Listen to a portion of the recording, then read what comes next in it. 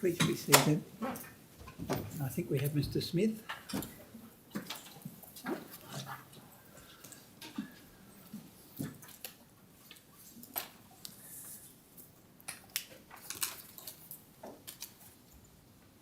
Now, Mr. Smith, I understand you wish to affirm. Yes, please. If you wouldn't mind, just remain standing for a moment. And just give your full name for the record. Richard Craig Smith. And if you would read the words of the affirmation, please. I, Richard Smith, sincerely declare and affirm that the evidence that I give to this commission shall be the truth, the whole truth, and nothing but the truth. Thank you very much. Please be seated. Now, Mr. Gandhi. May it please the Commission appear for Mr. Smith. You? Mr. Smith, can you see your statement flashing on the screen? Yes. And the first page of the statement has a reference at the top, CRW 998002661. Yes. And can we please scroll down to the end of the statement, which is 674. How do I scroll? To get it operated in. That's there now on the screen. Yes. Is that a signature at the bottom of, well, you can't see the signature, but that's a statement that you signed? Yes. And can we go to the next page, please? That's 664 or 674. And that's RCS1, a schedule to your statement. Yes. Is that the entire statement? Yes, I believe so. Is this statement that you prepared true and correct to the best of your knowledge and belief? Yes. Thank you. Commissioners, I attended that statement. Thank you. Could we just go back to the first page, please?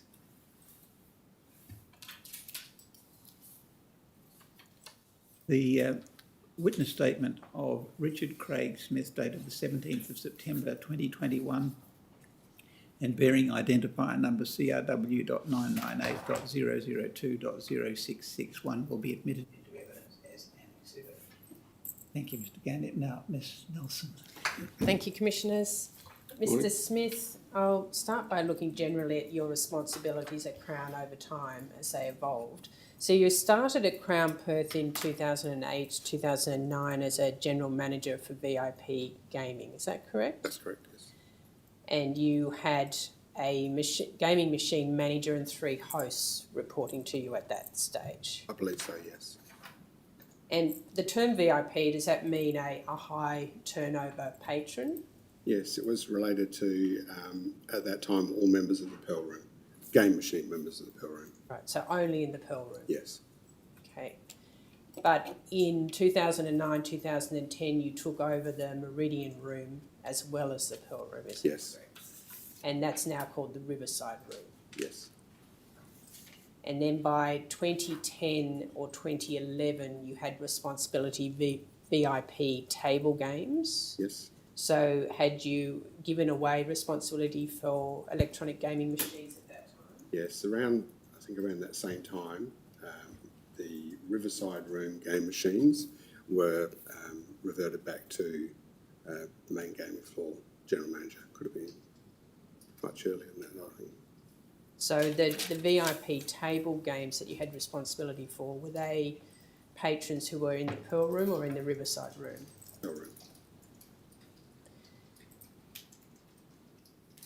So effectively, you had responsibility for Pearl Room operations from 2010, 2011 for electronic gaming machines and table games, Yes. except for international players. Yes. So all domestic players in the Pearl Domestic players, yes. Room. But you took on responsibility for the Pearl Room reception in 2018. Yes, around about that time. So how does the reception of the Pearl Room differ from the operations of it generally? At the time, the reception area was being managed by the international operations team. I see, thank you. If you could just keep your voice up a little bit, please. Yes. Now, in paragraph 16 of your statement, which is on the screen, at CRW 99800020661, you discuss your current role, responsibilities, and your current role as the Director of Premium Gaming Machines. So you've given back the table games oversight in the Pearl Room, have you? Yes. Does your role include any fully automated table games that are in the Pearl Room? My role is related to the membership of the Pearl Room. The actual product, which is the table games or the game machines, including the ETGs, is under the ownership of the respective table games and game machines areas. Okay, thank you.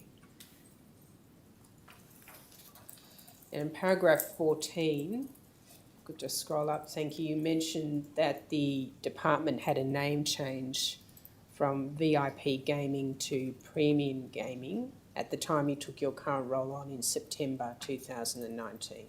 That's correct? Correct. But despite all those different title changes, is the position that you were responsible for looking after patrons who are VIP or premium patrons in the Pearl Room since about 2010? Could you repeat that, I'm sorry? In essence, have you had responsibility for premium or VIP players in the Pearl Room since 2010? Yes, of gaming machines. Only of gaming machines? Yes. And only of local or interstate patrons? Yes. And you've overseen membership applications to the Pearl Room Yes. since effectively about 2008, 2009? Yes, that's correct.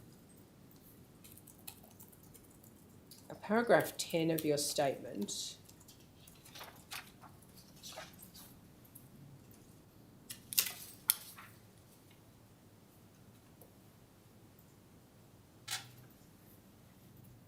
or perhaps before we get there, as a general rule, do patrons who move from gaming from the Riverside Room to the Pearl Room, do they increase their gaming turnover as a result of that movement geographically? No, I don't believe so.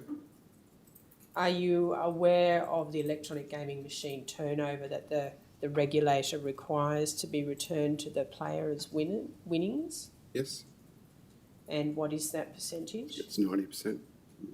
So that means that the casino keeps as revenue 10% of turnover through electronic gaming machines? Yes, in theory. If we could go to paragraph 95 of your statement, which is at page 11.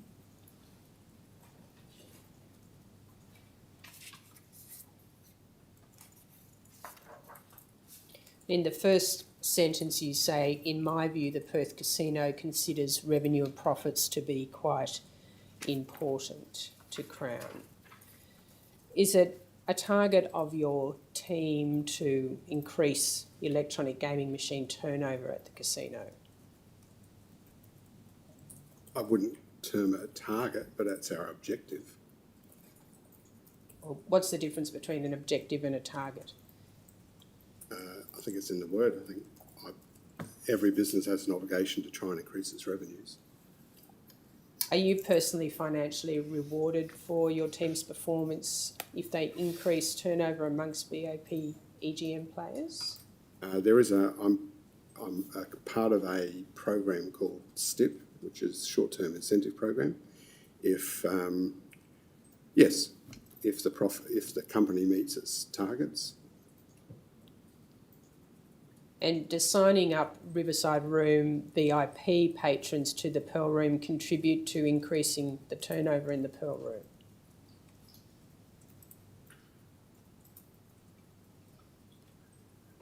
Well, not necessarily. There's people will go up and people will come down, so it tends to be reasonably level.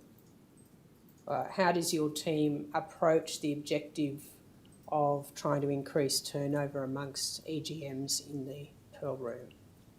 Organic growth, there would be just natural growth with the environment, hopefully.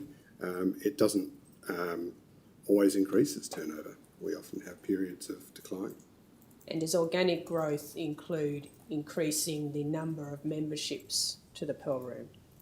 No, the number of memberships to the Pearl Room is based on how many people hit the threshold, requirements to get into the Pearl Room and how many people apply to be a member of the Pearl Room. So if organic growth doesn't necessarily include increasing membership to the Pearl Room, does it then translate to increasing the turnover of the current membership of the Pearl Room? We would hope, but that's not necessarily always the case.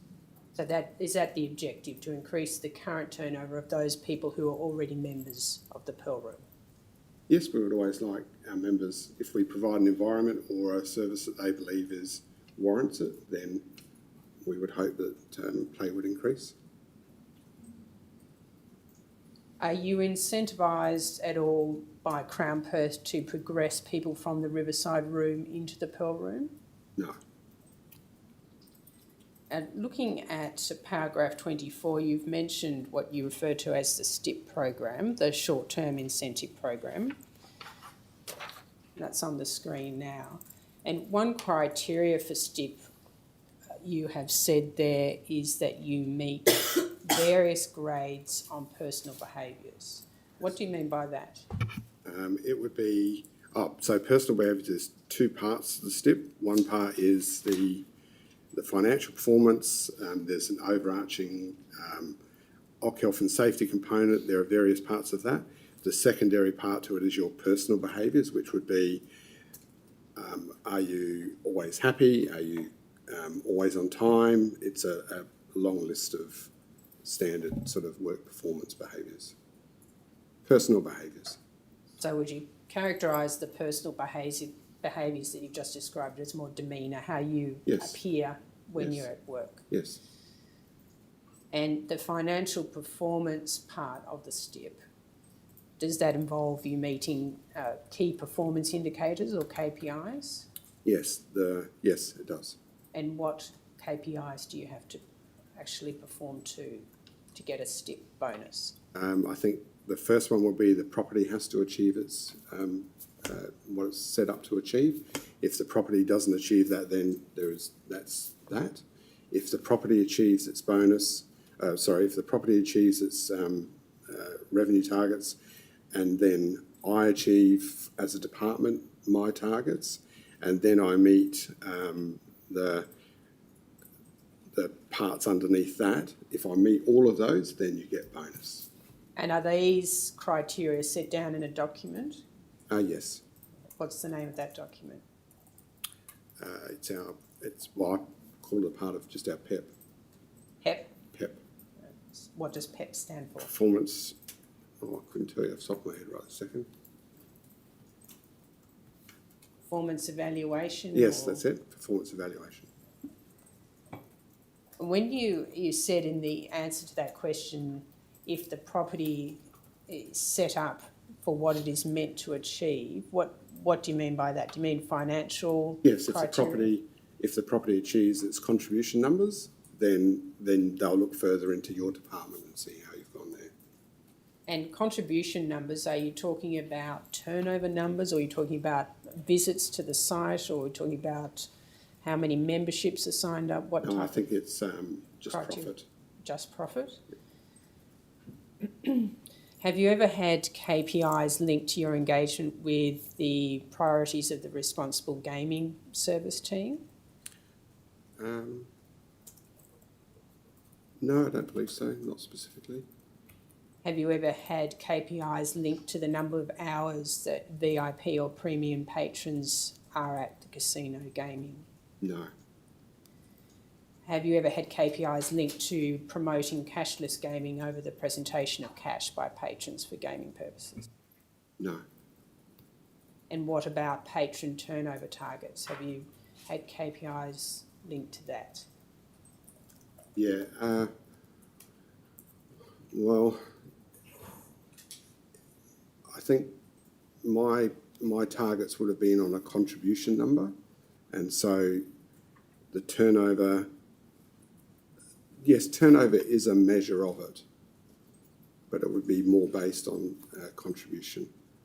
And can you just explain to me what you mean specifically by contribution? Contribution to what? Contribution would be bottom line profit. And how do they measure what Richard Smith contributes to bottom line profit? The amount of revenues that we've brought in minus all our costs of the department. And what type of costs of the department are there that you run? It would be any offers that the hosts have extended, so hotels, dinners, etc. It would be food and beverage within the room itself. It would be staff, their salaries, just all the costs associated with running of the actual Pearl Room. And the revenue that you bring in would be directly related to turnover through the machines? Generally, yes. Yes. And looking again at page 24 on the screen, can you also elaborate on what you mean by bottom line financial performance numbers, which is about in the middle of the paragraph?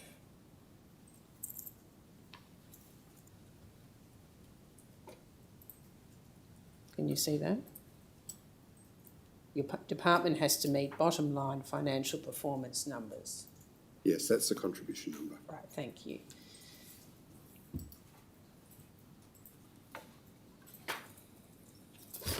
Would you say generally your KPI targets are financially focused?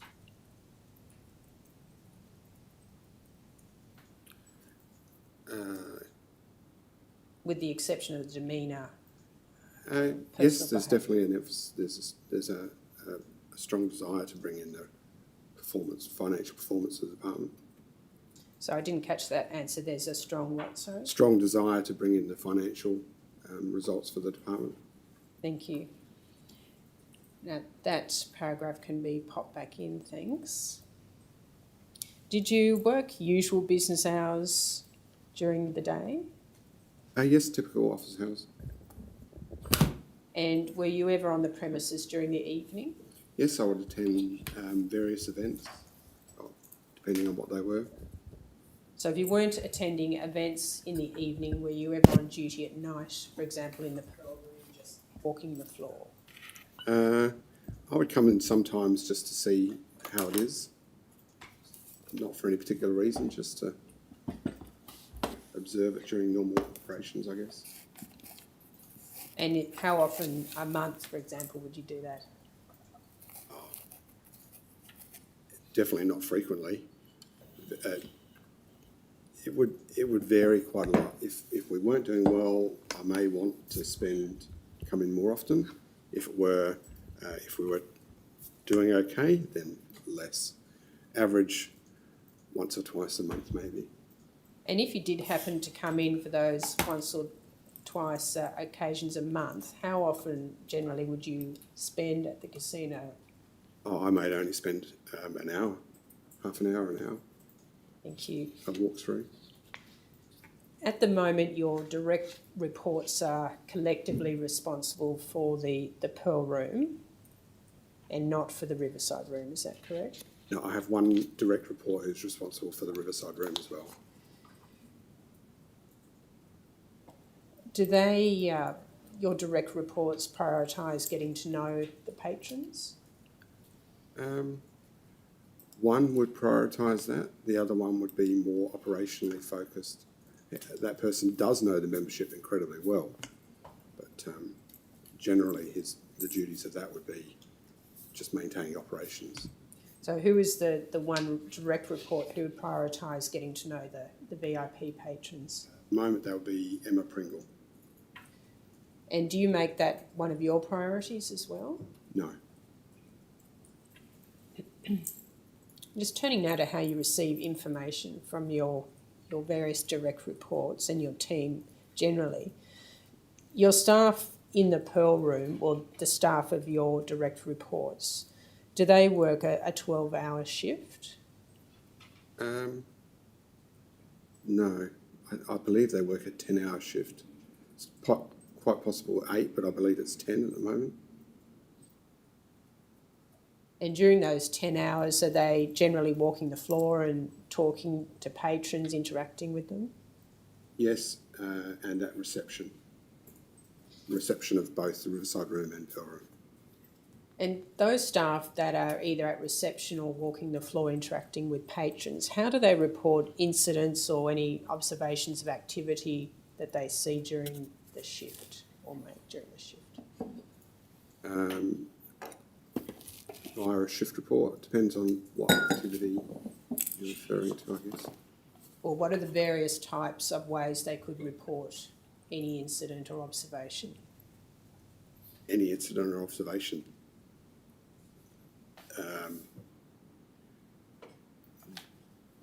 They're certainly free to call anyone they need to, depending on the incidents. Can you narrow it down? So a bit? you've mentioned a shift report. Yes. Is that the daily shift report? Yes, daily shift report. And I'll take you to that in detail in a minute. But what other types of reports would they make if they saw something that concerned them, or they just wanted to notify you or management of something that had happened? Other than the daily shift report, is there a mechanism for them to do that? Yes, well they can, there are various forms for, well they could do an unusual activity report. There's a compliance report that they complete every day as well, where they can record anything that's maybe of concern to compliance. Is that Cura? No, Cura, no. So the compliance report is a hard copy document? Yes, it's a Word or an Excel. And can that hard copy document be filled out by any one of the staff, or is it done by a particular staff member each shift? No, I think it's completed by any staff that are on, any of the hosts that are on shift. And does that occur each shift? If there's something to report, but generally there's something minor every day. And what type of matters would find their way into a compliance report? It's incredibly varied. It could be someone may have been spoken to about being potentially intox and removed. Honestly, it's quite broad. And you mentioned an unusual activity report. Is that also a hard copy document? Yes, I believe so. How long has that been a process? Oh, I can't recall. So a number of years or a number of months? Yes, a number of years, I believe. A couple of years? I couldn't say exactly how long it's been useful. Have you ever filled out one of those unusual activity reports? No. Is all the information received by you at the end of a shift in the daily shift report, or do you also get delivered to you another type of report? No, in the daily shift report. Okay. And you refer to that at paragraph 39 of your statement, which is page 4 on the screen.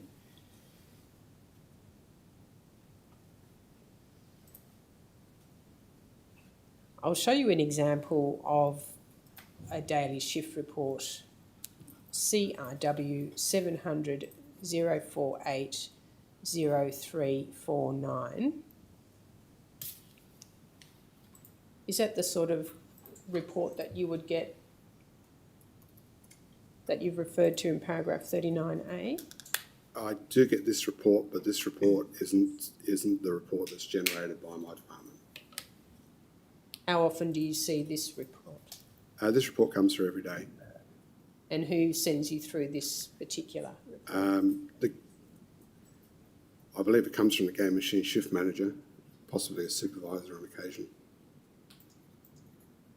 This particular one is from the 8th of February, and it doesn't say on the screen, but it's 2018.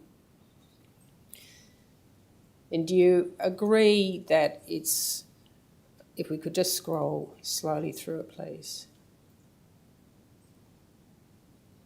See, it refers to technical issues with machines, it refers to human resources type issues, who's been on sick leave.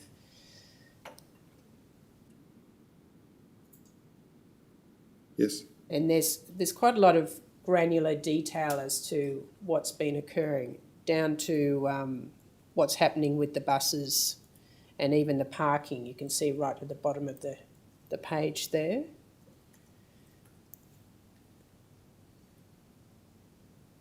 And the document gives you a breakdown of performance by the various areas of the casino in terms of the different machines, doesn't it?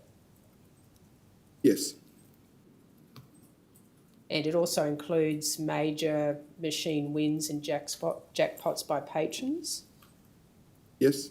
And it refers to patrons by their name and the time of the win, doesn't it? Yes.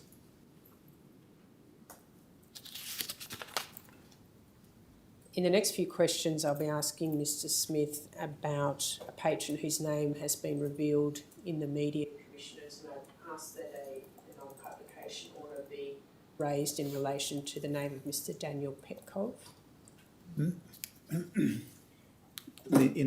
When I commenced yesterday, I made an order, the general effect of which was that there was to be no publication of the names of patrons, but I indicated that if the patron's name was a matter of public record through other sources, then on application that could be lifted. In relation to Mr. Daniel Petkov, the general non-publication order is lifted.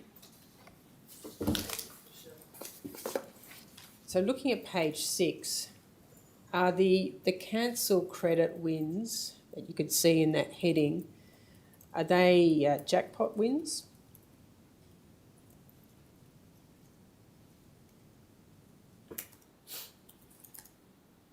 I couldn't confirm that. They say they're cancelled credits. I don't know that they're jackpots. Some say, one says jackpot, the rest don't say jackpot. So 3 may just be, they're just an amount that the machine has paid out.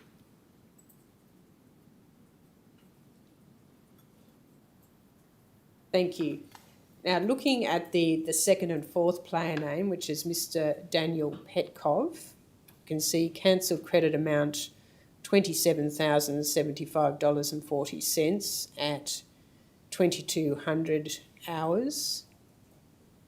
And Lucky O'Leary, is that a reference to the actual machine that it occurred? I'm going to assume so. You don't know that? I don't know that, but the rest of them have the name, which is cats, hats and bats, for example. So I'd say that's the same. It looks like the same format. And then Mr. Petkov is also the fourth name mentioned for an amount of $16,031.70 at 11:14 p.m. Can you Yes. see that on Yes. Jackpot Vault? Do you know whether that's the name of an EGM machine? That definitely sounds like a EGM machine. So Mr. Petkov has won the first amount at 1 minute past 10 p.m. and the second amount at 14 minutes past 11 p.m. Is that correct? Yes.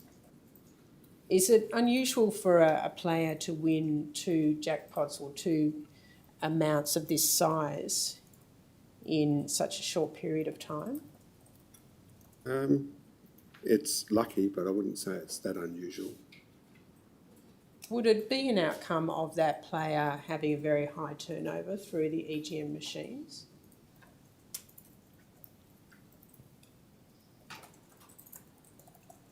Could you repeat that, sorry?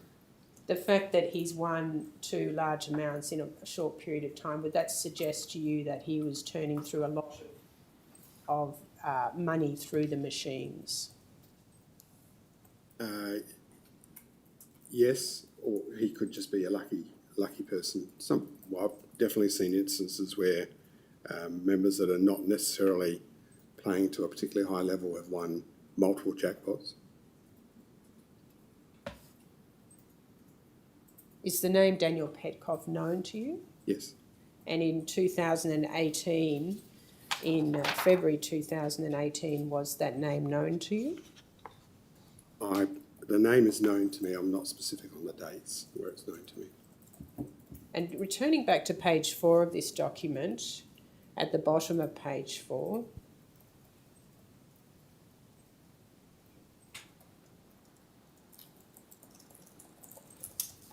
under the subheading "The Suite,"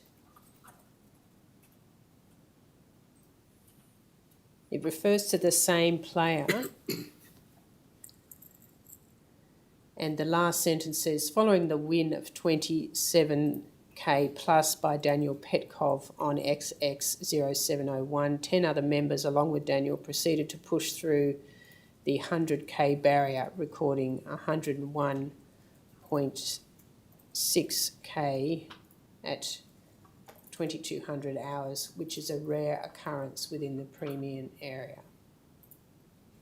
Is that a reference to Mr. Petkov turning over $100,000 by 10 p.m?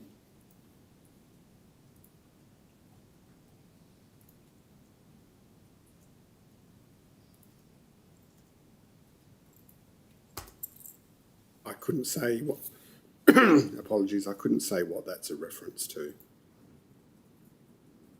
You get these daily shift reports every day? Yes?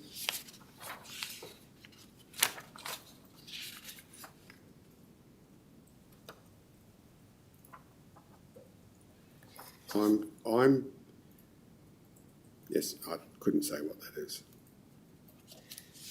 Is a statement like that something that would have caused you to make some inquiries into who Mr. Petkov was, if you didn't already know? It may.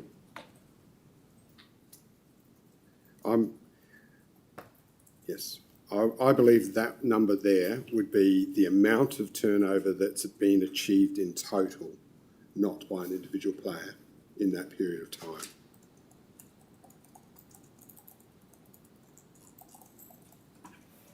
So you read that as it's the 10 other members along with Mr. Petkov pushed through the 100k barrier? I think it would be relating to the entire room.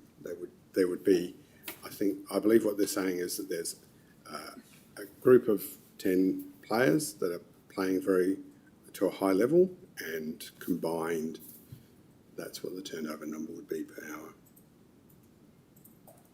Do you know if Mr. Petkov used cash, or did he use a cashless gaming option?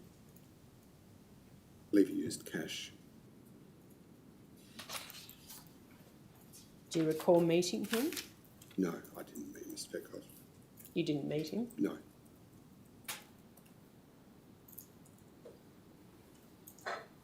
If we could go back to the statement of the witness, please. CRW.980020661 and paragraph 38.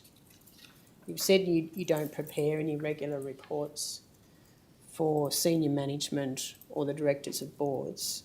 Has that always been the case? Yes, as far as I can recall.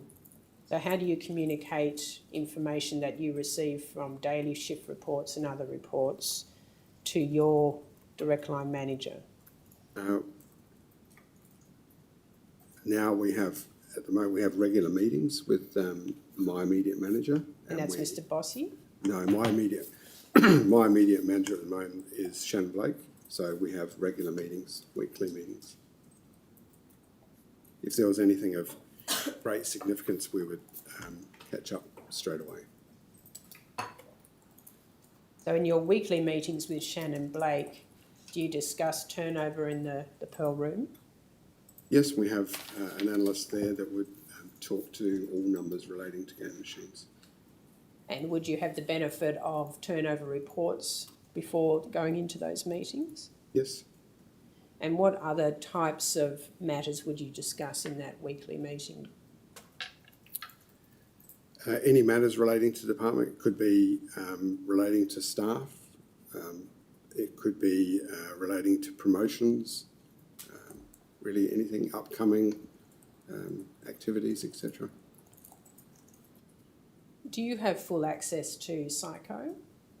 No, What access do you have? I don't use Psycho. You don't have any access at all? No. I could have access, but I don't use Psycho. So if you want to know the turnover for the Pearl Room generally, you rely on the daily shift report? No, I would look at the reports to get an overall number, but if I wanted any detail, I'd go into specific reports that are auto-generated. And you've mentioned that in your statement, they're generated by an analytics team at Yes. Crown. Yep. We could go to paragraph 40, thank you.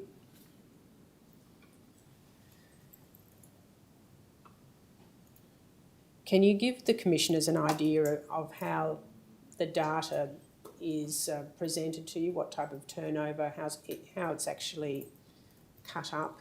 What? How it is reported? What aspects of turnover is reported to you? Total turnover. It would. You can Sorry, go total turnover for the whole. total turnover casino? for the no for. I would typically only look at Pearl Room and Riverside Room. So look at the turnover of the rooms, and then you may break it down into looking at the tiers that are how the tiers are. So it would be silver, gold, platinum, black. That's generally the reporting that you would look at. And within the Visitation. tiers, do you have particular patron turnover? No, not looking at that level. But you could ask for that if you wanted to. I could go in and look at that individually, yes. So is it like a analytical portal that you have access to on Yes. the job? Yes. And how often would you go in and have a look at those reports? Is it a daily occurrence or weekly occurrence? Not daily, but certainly weekly. And you'd receive information about which areas of the casino have a higher turnover for the EGMs? Yes. But they're generally reasonably stable. So unless there was, and there hasn't been, they're the numbers. You generally know what the numbers are based on, you see the daily numbers, and therefore you have a general guide to what the rest will look like. Can you tell which type of machine is more popular due to the amount of turnover, like per Yes, machine? there is a separate report that will show machines. And do you go in to look at that report? No, not typically. But on occasion? On occasion. Who decides where particular electronic gaming machines are to be located within the 2,500 spots that the regulators allow? Game machines department in general, not myself. Do you have any? Actually, it would be, I imagine it's falls into the product area, so it would be James, who you've spoken to previously. You don't have any input into that decision? No, I think in the course of probably a decade or so, I've probably requested 2 or 3 machines at the request of a particular player, maybe at a particular time. They may have said there's not enough of this in an area. Could we look at it? We would put that in writing through to that department, and they would either say yeah, or they may do some analytical looking at it and say, no, we wouldn't want to do that. And would they explain to you why they wouldn't want to accede to that request of yours? Yes. And what was generally the reason? The ones that are there are not being played very much anyway, something like that. And do you recall the names of those particular games that you requested to be moved? No, they're incredibly, that's probably 2 or 3 in 10 years.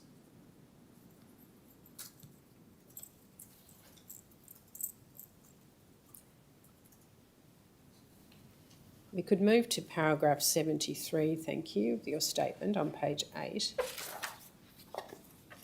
You mentioned you're on the revocation committee, and that's a committee that considers applications for barred patrons to be re-included in the casino. Yes. Have you also been a member of the Responsible Service of Gaming Management Committee? Yes. I don't think you mentioned that in your statement, did you? I may have been tying it in with this. I'll show you some meeting minutes from the 25th of November 2020. It's CRW 563-008-7968. And if we could go to page 3 of that document. Do you see under the action items at 2, there's an italic sentence that says review customer behaviours for any spikes following amendment to spin rates on GM. Is that gaming machines, GM? Yes.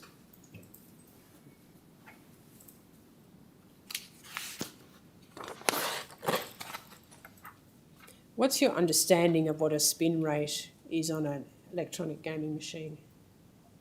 The time it takes to complete a game.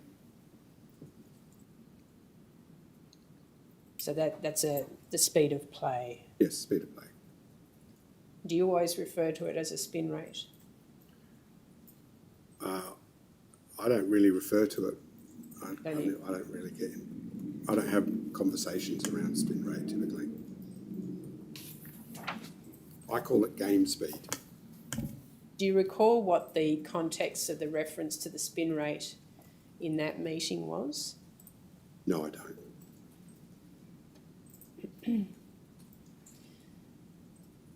You say you don't refer to the spin rate or the speed of play, but do you have a view as to whether the speed of play of an electronic gaming machine affects the turnover of that machine? Yes, I have a view. What's your view? If the machines will have a faster spin rate, they will turn over more. In your opinion, would it be preferable for the machines in the Pearl Room to have a faster spin rate than what they do now? Yes. Do you advocate within the management of Crown for the spin rate to be, or the speed of play to be increased so they're faster?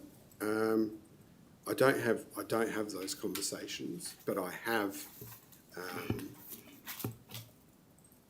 many years ago. I can remember saying that I would like faster machines, but I'm from the eastern states, and I played on machines in the eastern states, so I'm used to a faster machine. And apart from increasing, in your opinion, increasing the turnover, what is it about faster machines that you liked when you played them in the eastern states? When you play them a lot, they even at that rate they can sometimes appear slow. The feature games can take a long time. It's just I always preferred playing faster machines. Do you have a view as to whether there's any correlation between the speed of play and RSG issues? I believe there is a correlation. And what is your belief as to what that correlation is? That there could be increased risk of harm. And how have you observed that in the 10 years you've been working at Crown? No, not from spin rates. Where did you get that belief from then? Watching the commissions. So apart from watching what's been going on at the Commission, did you have that view beforehand? Well, no, personally I haven't had that opinion, but bearing in mind my opinion of gaming machines for a very significant period of time has been in a VIP environment, and the members tend to be cash-rich, time-poor. So it hasn't been, I haven't viewed it in that context. The members that I've generally spoken to prefer fast games. And those are the members in the Pearl Room that you've spoken to? No, I wouldn't say that. I just say in general, in my general observation, people like playing fast. I wouldn't say members have said that to me. Is it your view that the Pearl Room membership tends to have less gambling harm outcomes than those players on the main gaming floor? I couldn't say whether that's true or not. You talk about the Pearl Room members being cash rich, time poor. Do I take it from that they like to come in and play quickly and then get out, or rather than spending hours at a time in front of the machines? Could you repeat that? I'm sorry. But you'd say that you said the Pearl Room members tend to be cash rich, time poor. Yeah. So in your opinion, do they tend to try and come in and game quickly and then get out again? No, not typically, but some do, yes. We'll go to paragraph 36 of your statement.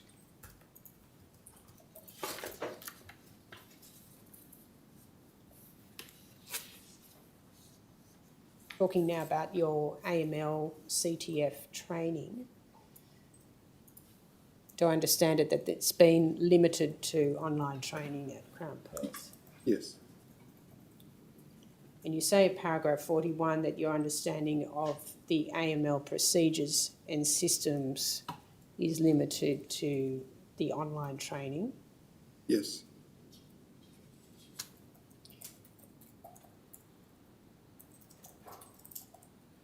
Are you aware of the standard operating procedures that relate to gaming machines and anti-money laundering? Have you ever seen any of those? I read everything that comes across my desk, but I can't say that I can. Well, I'll show you a document, CRW 700 025 2414.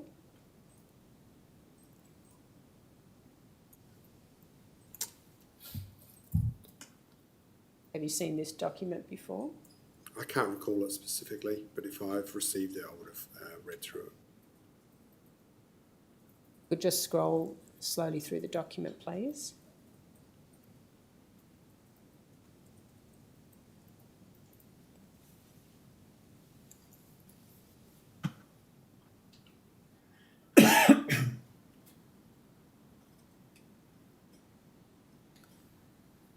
Does any of these pages look familiar to you?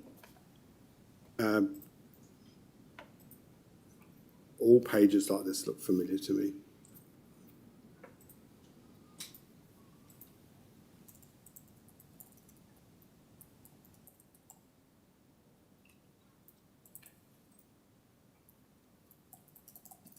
As the management of the Pearl Room is your responsibility, does that also extend to making sure that your staff are aware of any anti-money laundering or counter-terrorism financing issues that they might encounter? Just correct, it's only the game machines component of the Pearl Room, not Pearl Room General, but yes, my staff all undergo standard training, and then managers, we get references if they haven't completed something and they follow up on it. You can see on this last page, certification, the first name, Melissa Smith, that's your wife. Yes. And how does her role differ to your role? What's her area of responsibility? You would have to ask Melissa what her responsibilities are. You don't know that? No, she works in Game Machines General, main gaming floor. I see. work in premium gaming. So it's more geographical separation. You're in the Pearl Room and she's on the main gaming floor. Yes, they're quite. I shouldn't say that. Her role encompasses more of an environment than what mine would. As in, I'm restricted to the Pearl Room and Riverside Room. Melissa would have just a different area of responsibility. Game machine operations.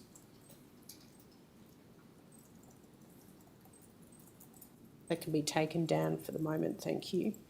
If one of the gaming machine attendants, well, first of all, in the Pearl Room, were there gaming machine attendants? Yes, there are game machine attendants. So if they saw something of concern, what was the process by which they would notify of that if the matter was a money laundering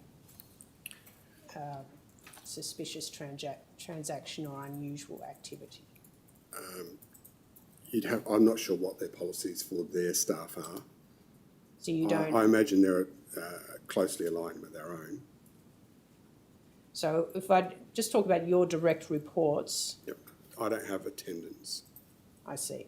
So your direct reports are responsible for hosts? Yes, hosts. So if a host saw something of concern from a money laundering perspective, Yes. what's the process by which they would notify of that, if at all?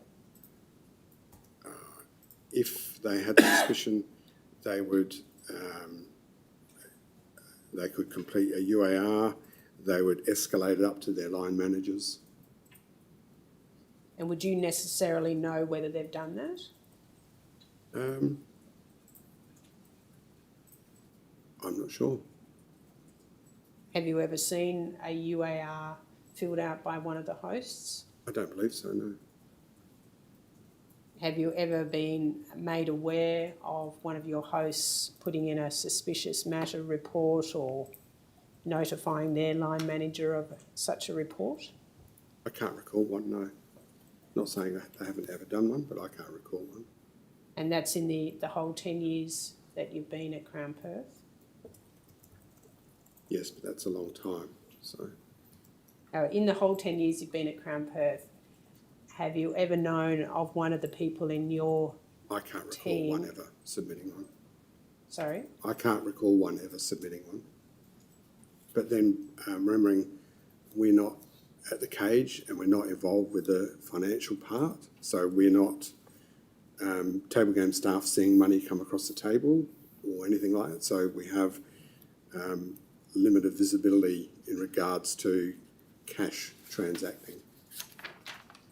So do you see the responsibility to report AML, CTF issues to be mostly a responsibility that resides in cage personnel? No, I think it's equally everyone's responsibility. I think it's just more likely to happen at the cage or at the tables. An unusual activity report, what type of behaviour would make its way onto an unusual activity report? I understand you're speaking from a theoretical perspective because you haven't known of one to be filed, have you? No. Unusual activity report is anything that they believe is unusual. Can you be a bit more specific about what might find its way, what type of behaviour? No, it's anything they see outside of their normal environment.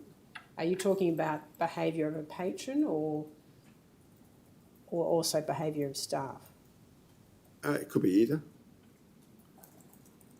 And what about the method of playing? Is that something that might find its way onto unusual activity report? If it were unusual, Well, what would you consider to be unusual?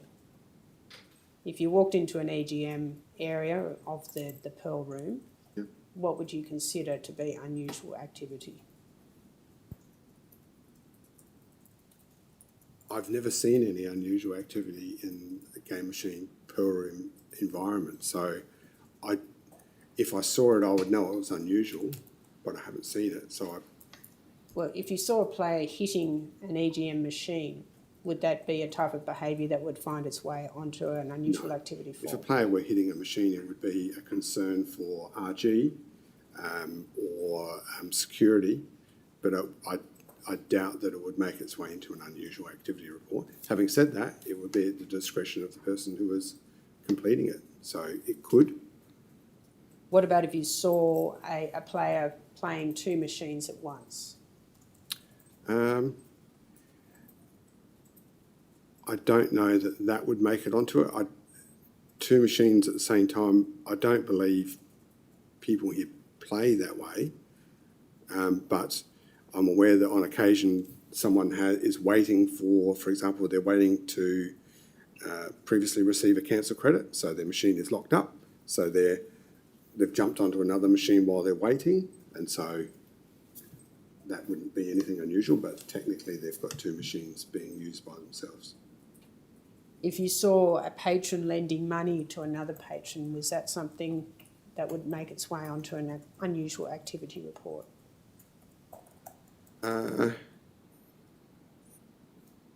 Lending money isn't, I haven't seen it, but my understanding is it's not an unusual thing within particularly maybe the suite environment where they're all well known to each other, they're all friends, and rather than go out to the ATM again, one would say, can you lend me $50 or something? So long as we would be aware that there's no interest or anything like that involved, like loan shark. If there was anything like that, then definitely it would be a UAR or it would be escalated higher, I would expect. You mentioned loan sharking in that reply. What do you understand loan sharking to be? Lending money for profit. Have you ever known that to be happening in the Pearl Room? No.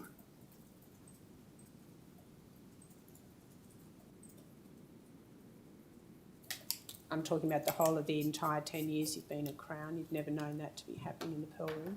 No. Has anyone ever told you they thought it was happening in the Pearl Room? No, I don't believe anyone's ever come up and said that to me specifically. I can't recall where or who from, but there have been. No, I would say no. I can't recall ever someone saying that someone is loan sharking. If a player was playing with large amounts of cash over one gaming session,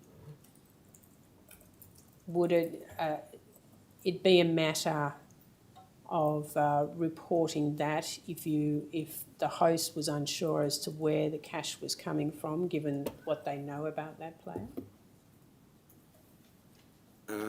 No. Can you repeat that again? I'm sorry. Well, generally with patrons in the Pearl Room, you know something about them, or the host does. Is that correct? Yes. And if a player was playing with a large amount of cash in one session, and that didn't seem to fit with what was known about the player's occupation, would that be a matter that might find its way on? It might.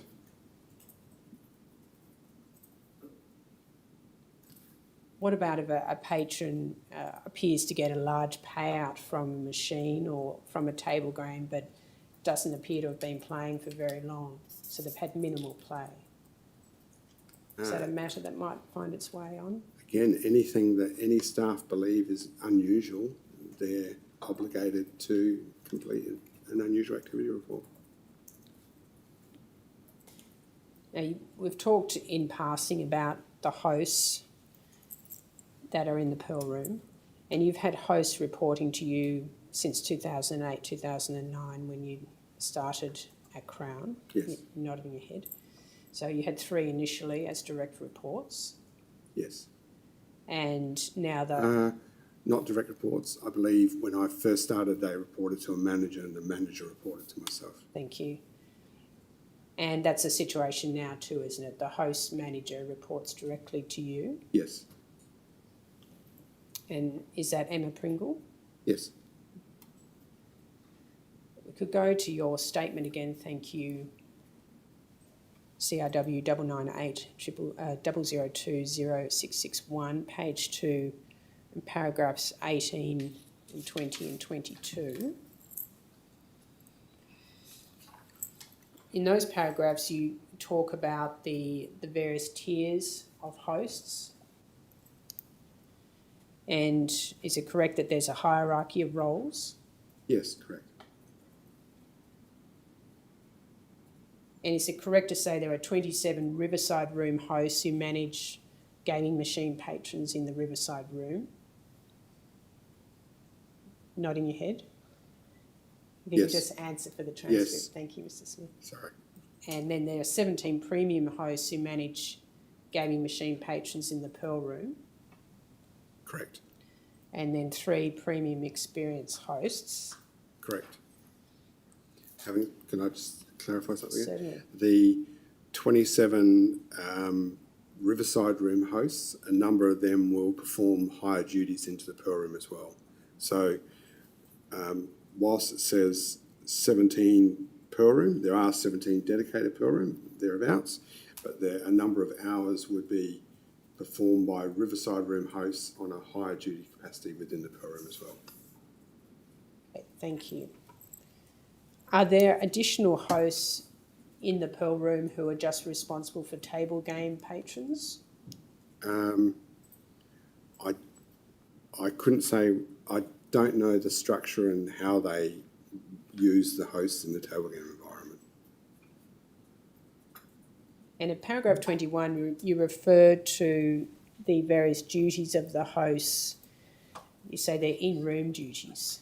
So they're answering player questions, making sure they have food, beverages, and keeping the amenities clean. So does that role apply to all tiers of hosts or only one particular tier? All hosts would have an obligation to make sure everything is running well, but the room hosts, their duties are responsible for, as outlined here. And do all hosts have a role in knowing patrons' usual gaming habits in the Pearl Room? No. The Crown Rewards loyalty card system tracks player data, doesn't it? Yes. Gaming data. Do hosts have access to that data? They have access to loyalty, yes. And do they have access to Psycho? Yes. They would have varying levels of access. They would need Psycho to allow people into the Pearl Room, for example, when they swipe. And from Psycho they can see gaming history? I couldn't tell you exactly what they can see, but it would be limited to a degree. Do hosts build up a history of how much their player spends and what usual days of the week they come into the Pearl Room? Not those hosts that we're just referring to there. There's the premium experience hosts that they would have more in-depth knowledge. So the premium experience hosts, do they look after the higher turnover patrons? No, they look after everyone. So can you just explain how the responsibilities of the host differ at each level then? Riverside hosts typically look after Riverside Room, and some will have cross duties into the Pearl Room, basically looking after the environment of the Riverside Room. Pearl Room premium hosts look after just the Pearl Room environment, make sure food and beverage is operating as it should be, cleanliness, answering questions, etc. Premium experience hosts are assigned to a group of players within the Pearl Room. And do all players within the Pearl Room, are they assigned to a premium experienced host? My apologies. Only Platinum and above are assigned. In the system, we assign them to a host purely from a systems perspective. It doesn't really relate to anything other than we need everyone in there assigned to a host. But really their focus is to look after the Platinum and above. So Platinum and above, you obtain that level by the amount of gaming turnover over a period of time. Yes. So they tend to be the higher turnover patrons. High turnover players, yes. And is the next level above Platinum the black? Yeah, typically yes. However, there are some black isn't dependent on your turnover alone. We have some black members that would play at a significantly lower level than a Platinum. So how many, if I was a premium experience host, how many Platinum patrons would I be given to look after at any one time?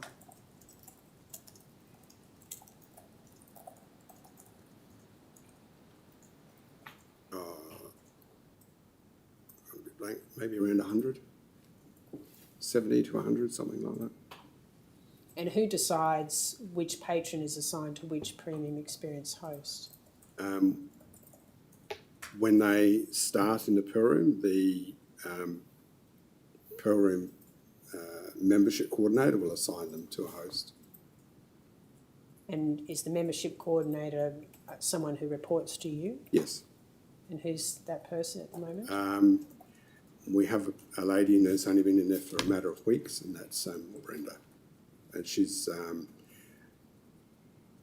not full-time in that role at the moment.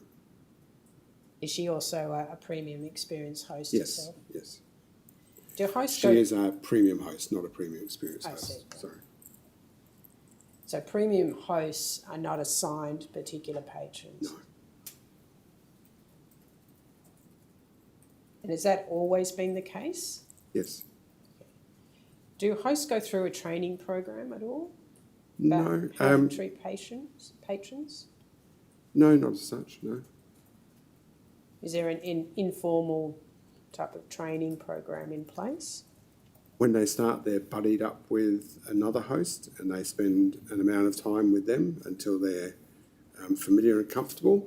And then if we're comfortable with it, they have to complete a series of things and get it all signed off that they are aware of all the processes. Once they've done that, then they can have shifts by themselves.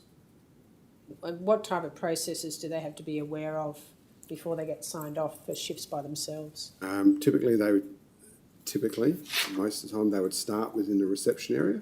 So they have to have just a full working knowledge of how the reception area works.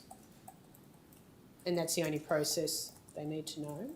No, just also in the room, just everyday duties that the host would perform. They would, because they're buddied up, they get to see everything that the hosts do.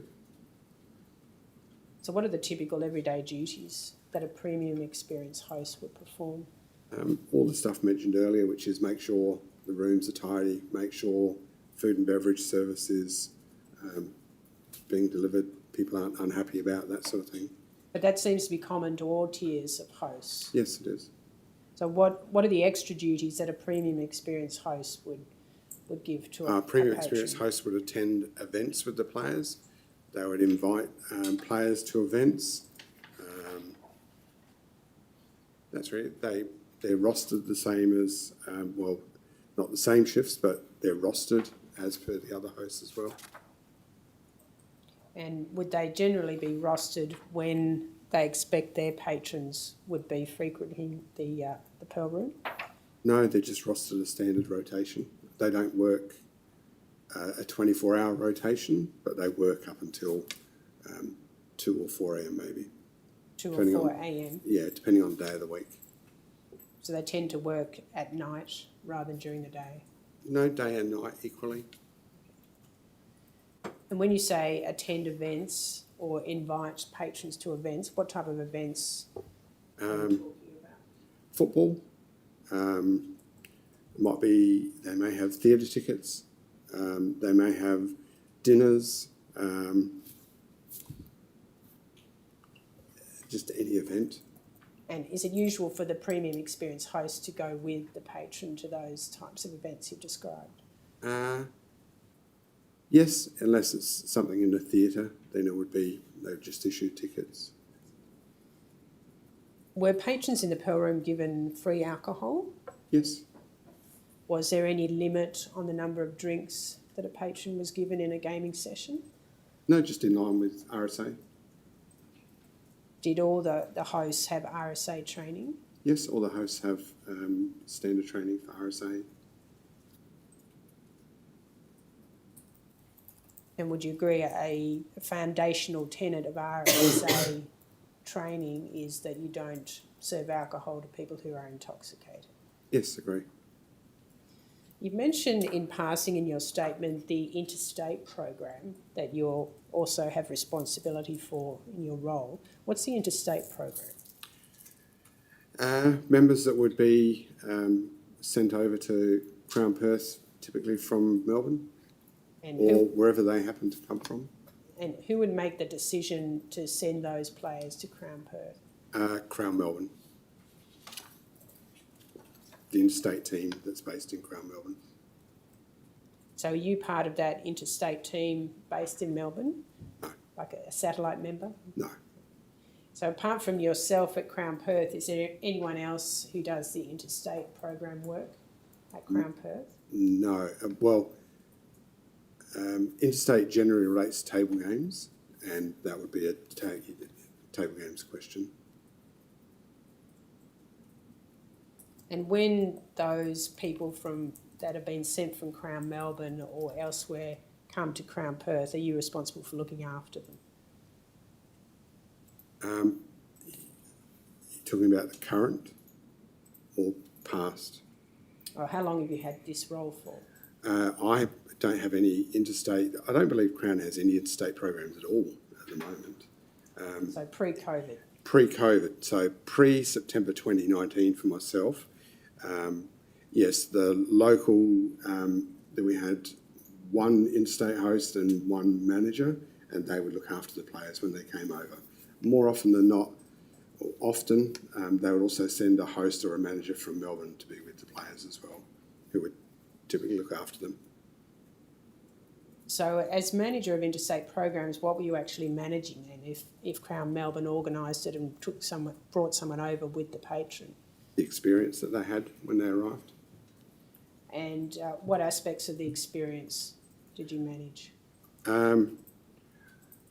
When you meet and greet them at the airport, you would check them into the hotel. If they wanted to go out and play golf or something like that, you would facilitate that for them. So you did this personally? No, I didn't do this personally. I had a manager and an interstate host who would do that for me.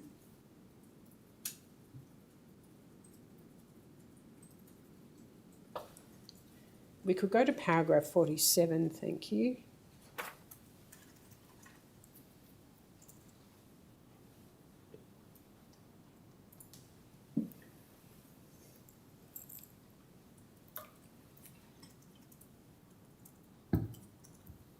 You say there that Crown Perth doesn't have any contracts or agreements with local high-value players.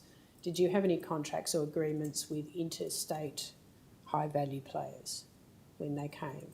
Pre-COVID? I didn't, no. You didn't? No. Are you aware of Crown Perth generally, those? No, I'm not aware.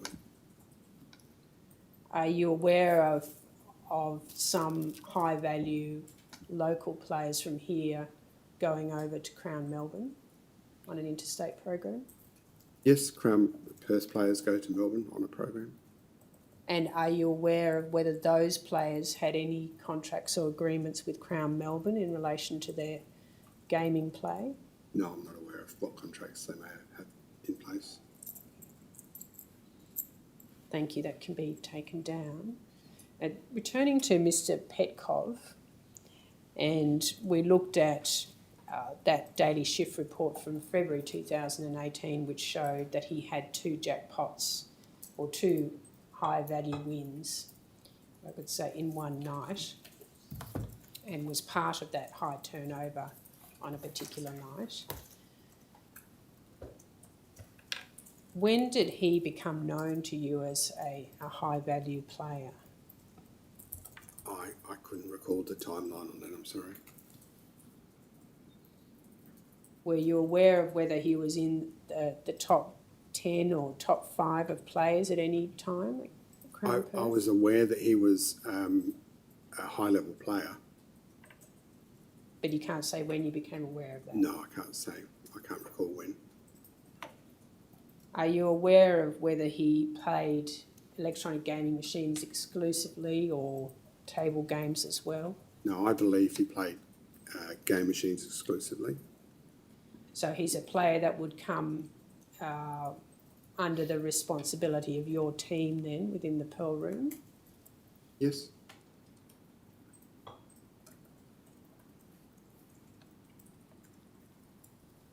Just want to show you a document of turnover statistics for Mr. Petkov, the CRW.700.045.6296, and it's been redacted for the other patrons' names. Is this a report type that you would recognise as having seen regularly in your role? Not necessarily in this format, but I would see similar reports. Can I ask you what the column at the far right of the screen means? TOWPPH? Theo win per. What's Theo win per? I'm not sure what the PH stands for, per hour. Theoretical win per hour? I wouldn't say that's what it is. I'm not sure what that refers to. And then the column just to the left of that actual win, that's the actual win to the casino or loss to the player, isn't it? Yes.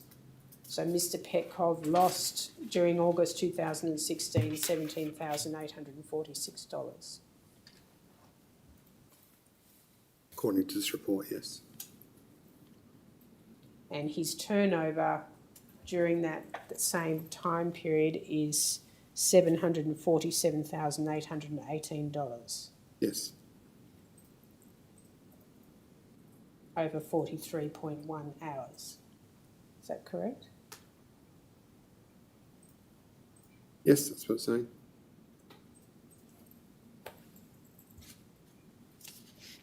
I'll show you another document from the next month, September 2016, CRW 700 045 6479, redacted.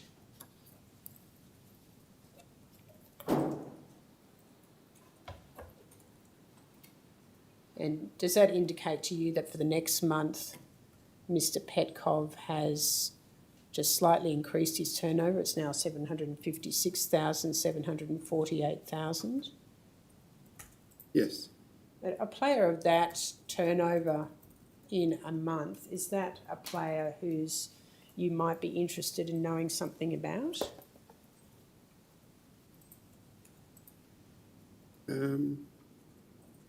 Could you confirm for me this is a Perth report? The what report, sorry? This is a Perth report? Yes, it is a Perth Okay. report. Yes, I would typically want to know, or generally if someone were playing to a high level, they would come up in conversation with the hosts or with the managers. How often did you have meetings with the hosts yourself? Infrequently. I would meet with the managers daily. So you'd meet with the host manager daily. Yes. And would that meeting take place in the Pearl Room? No, we have just a very open working relationship in the room, so we've always been next to each other.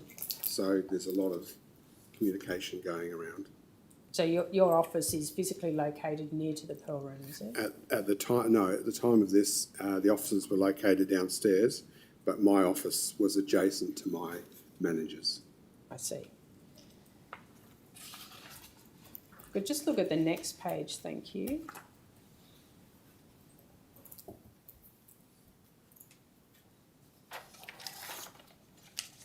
Did you see reports like this? It would have been available to me. I don't know that I would have actually looked at this particular report.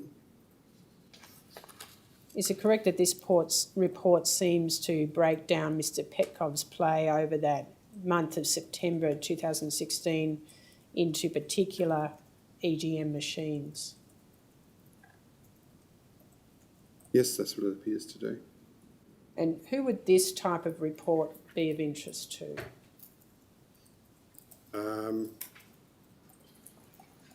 I would think the product team.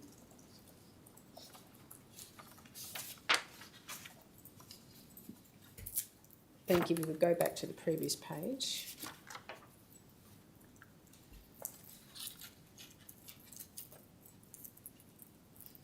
Were you aware of whether Mr. Petkov had a host assigned to him during the period he was in the Pearl Room? Yes, he would have had a host assigned. Are you aware of who that host was?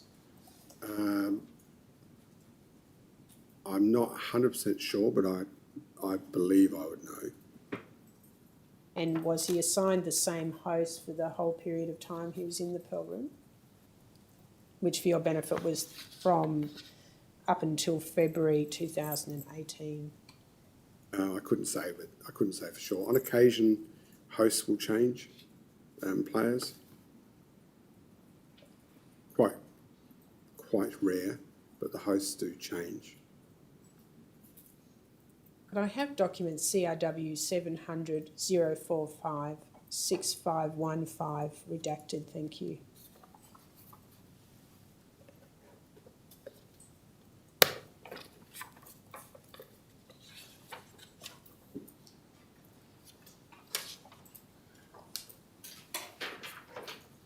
Is it possible to have the top line unredacted, please? No, okay. I can tell you the top line is for Daniel Petkov.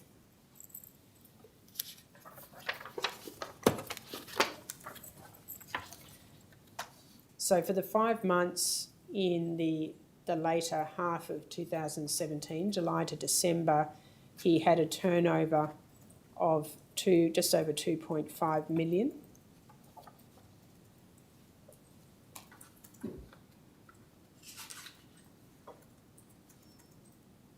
And he's considerably above the next best player, isn't he, in terms of turnover? Just under $400,000 more. It's 350. I wouldn't say it's a huge leap forward on turnover. What about the average bet? You can see that Mr. Petkov's average bet is $67.22. Would you agree, just looking down that list, that seems to be considerably higher than the average bet of the other EGM players in the top 20 at that time? Yes. Is that something that's unusual in your experience, that high level of average bet? Not unusual, but definitely a strong bet. So does that mean that every time he presses the button on the electronic gaming machine, he is betting on average $67.22? Yes. And the speed of play for electronic gaming machines at that time was what? It would have been the higher. About 6 seconds? Yes, around the 6 second mark. So he's betting that amount every 6 seconds? Not including any feature games or wins or anything like that, which take longer. Those in-game features. Thank you.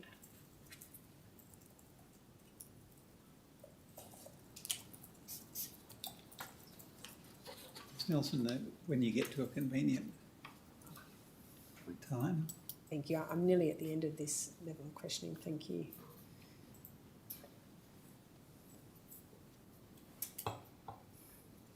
Or perhaps this is a convenient time, actually. Thank you, Commissioner. All right. We'll take a break for 15 minutes, Mr. Smith, and come back at 20 minutes to 12.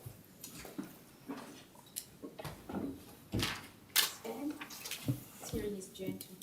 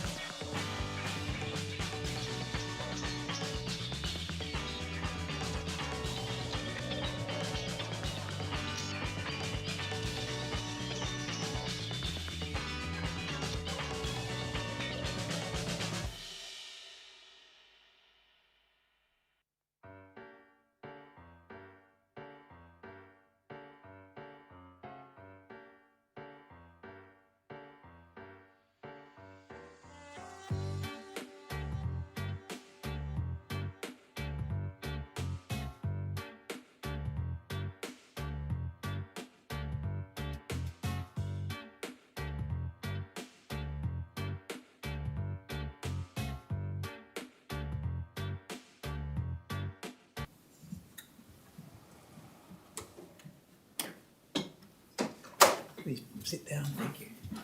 Ms Nelson. Commissioner. Mr Smith, before the break, you said in answer to a question that you don't know when you first found out about Mr Petkov and any details about his gaming turnover. Is that your evidence? I'm not When you sure first- exactly that. when you I first can't found recall out. the dates or anything of when I became aware of him. I'll show you an email exchange, CRW 700 072 3037. If we could go to page 2 to the start of the exchange. Thank you. So on the 26th of October 2017, you send an email to Samantha Schurz, Neil Manikran, is that how you say his name? McCachran, and Victoria Murphy about Daniel Petkov.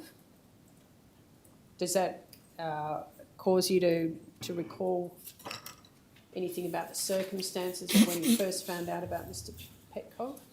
Yes, I believe I remember this now. What do you remember? I shouldn't say I definitely remember, but I believe this related to a question that came from the COO, and it was related to this player's level of play within Melbourne, and they wanted to know some information. And who was the COO of Crown Perth at that Lonnie time? Bossy? So Mr Bossy asked you to find out about Mr Petkov, is that correct? Yes. And Samantha Schurz, what position did she hold at that time? I can't recall the exact title, but I believe it would have been per room gaming manager, possibly. Would she have had responsibility for some of the hosts? At that time, there was a lot of changing around, but I believe the premium experience host would have potentially have reported to her at the time. And Neil, what was his role at that time? Neil would have been possibly at that time doing, I'm not sure exactly what his title was at the time. You don't know what he was doing in October 2017? No, I can't recall exactly. And Victoria Murphy, what role did she play in the organisation? Operations manager. Thank you. If we could scroll up to page 1 to see the reply. The reply from Neil at 4:39 p.m. Joey found him in the high limit area of the MGF. Is that main gaming floor? Main gaming floor. Who is Joey? Joey was, he would have been a premium experience host at the time, or an executive host, as they called him at that time. Built a good rapport with him and eventually converted him into PR. Is that Pearl Room? Yes. According to Joey, he's extremely well off and has a very good job. I think off the top of my head, he's a high-level corporate manager for Lowe's. He's a very high-level GM player, gaming machine player. Is that correct? Yes. Bets anywhere between $30 to $100. Is that per bet? Is that what you're Yes. referring to? It also refers to he occasionally plays roulette, AR. And what's THP? Texas Hold'em poker. And TCP is another table game, is it? Yes. And then you ask for more information. Can you see at the top of the screen? Yes.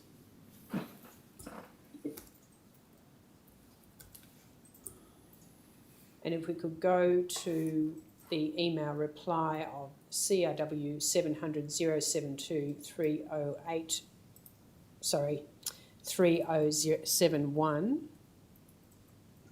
CRW 700 072 3071.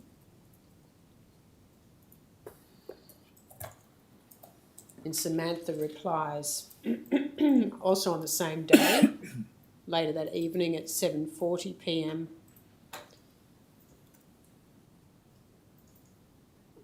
And she says Joey is his executive host.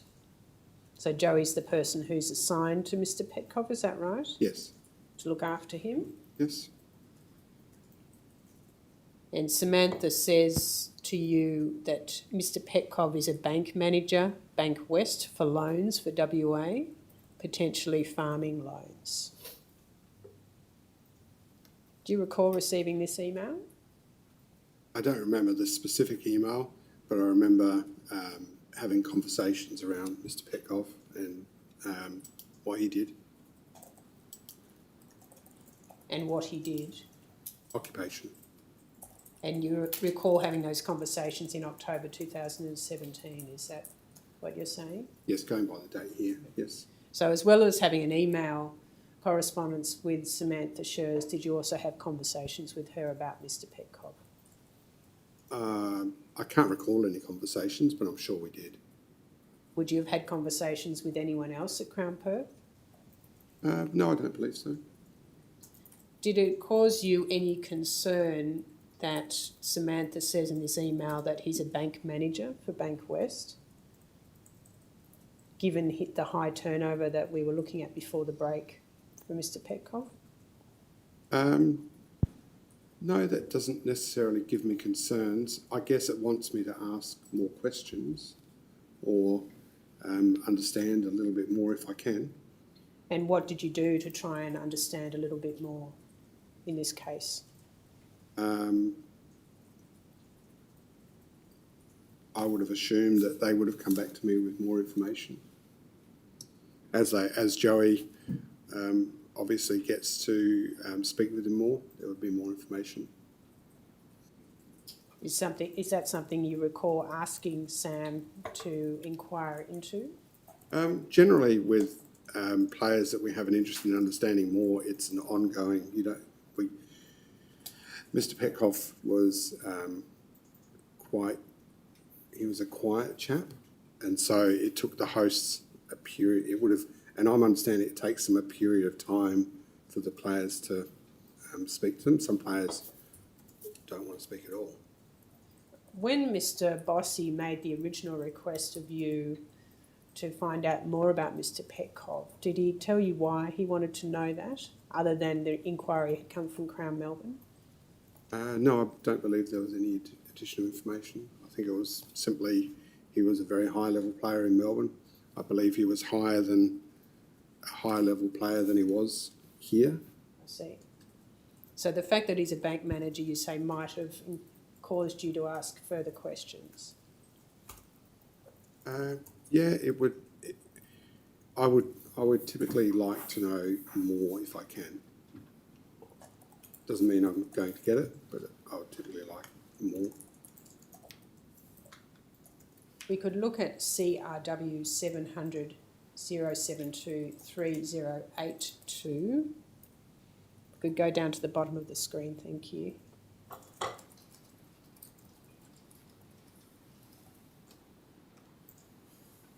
So we can see at the bottom of the screen that email that came through to you from Sam that we just looked at. And you reply, nice one, thanks Sam. Yes. You haven't asked her for any more information, have you? I believe with this particular gentleman, I can't see it here, but I believe possibly in a conversation, the reference was that he was the Belmont bank manager. And so I only know of Belmont, and I guess that was a reason I would have liked more information. We could just scroll up to the top of the screen, because at that time that we're seeing on the screen, you hadn't been told he was a Belmont bank manager, had you? Could we possibly scroll back down again, I'm sorry, to the bottom of that?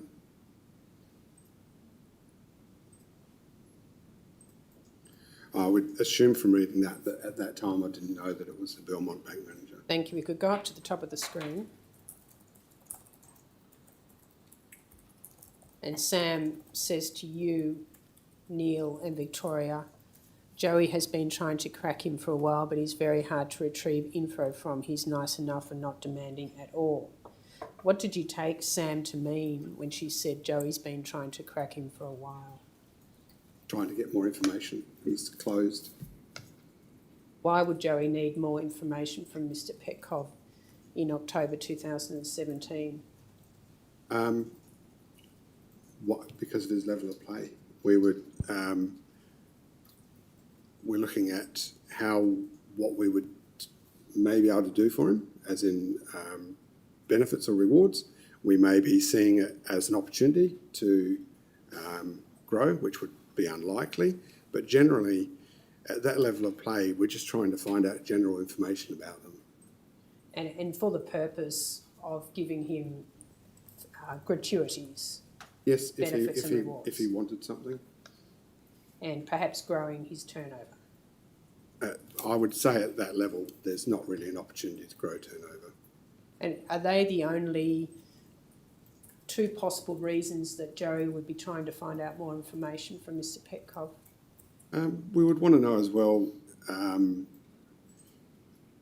more history. We would try and get as much information as we could to understand, is this sustainable gaming? It could be a possible problem. What could be a possible problem about his level of gaming? He's a very high level gaming person, so we would just try and understand, does it match up? Does it make sense? Match up with what in particular? What we knew of him thus far and his level of play, does that seem reasonable? But at that stage, there's often, we don't know their history, we don't know a great deal about them. When Mr Petkov became a Pearl Room member, would he have given you some information about his occupation? It would have had occupation on the form, on the application form. That would be the extent of that. Thank you. If we could look at CRW 700 072 3043.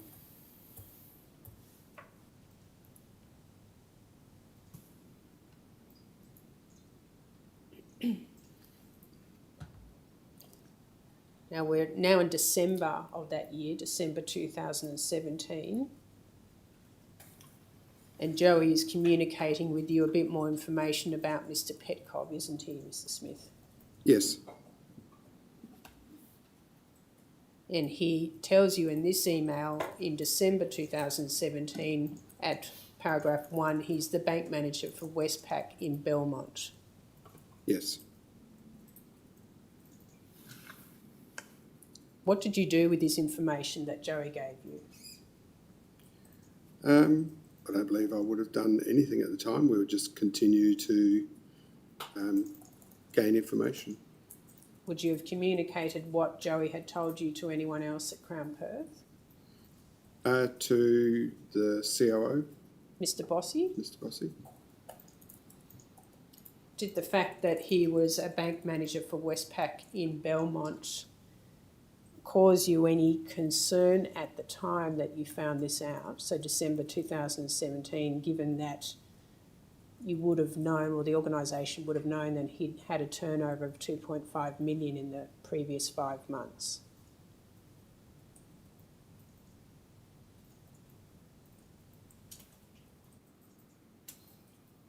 I would have received some comfort from this email relating to the information around his family. Would you have received comfort from the fact that he was a bank manager for Westpac in Belmont?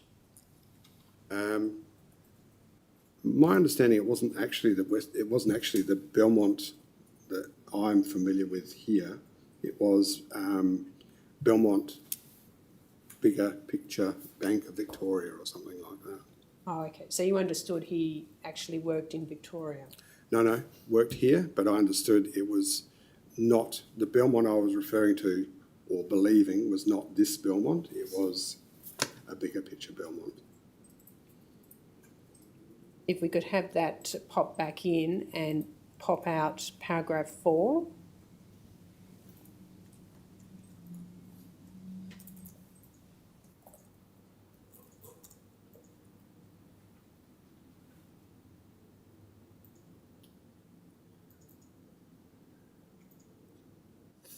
You see at paragraph 4, Joey tells you that he has returned to Western Australia. Yes.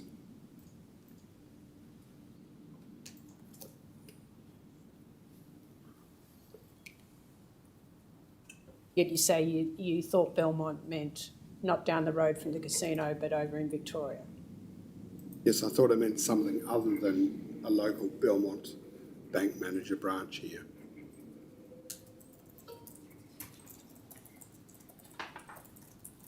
Did you consider at this time in December 2017 that you possibly should refer Mr. Petkov to the anti-money laundering officer at Crown Perth? No? Thank you, that can be taken down.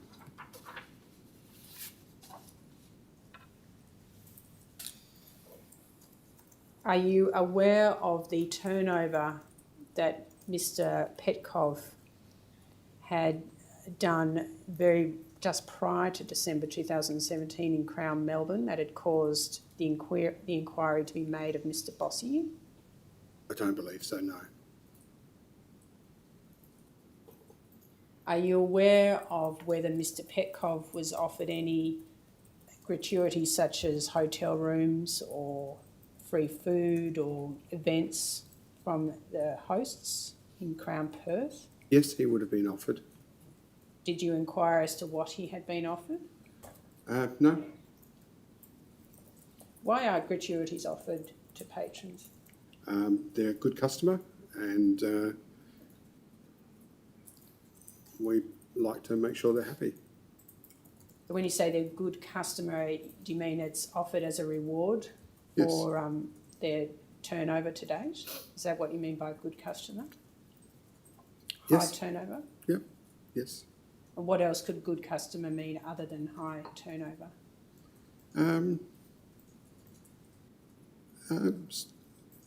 Crown ambassadors, they're just good people, nice people to have around. The hosts always have players that they like and they would get rewards. Everyone gets rewards, but you would say people are people. I would say hosts look after some people possibly more than they potentially should.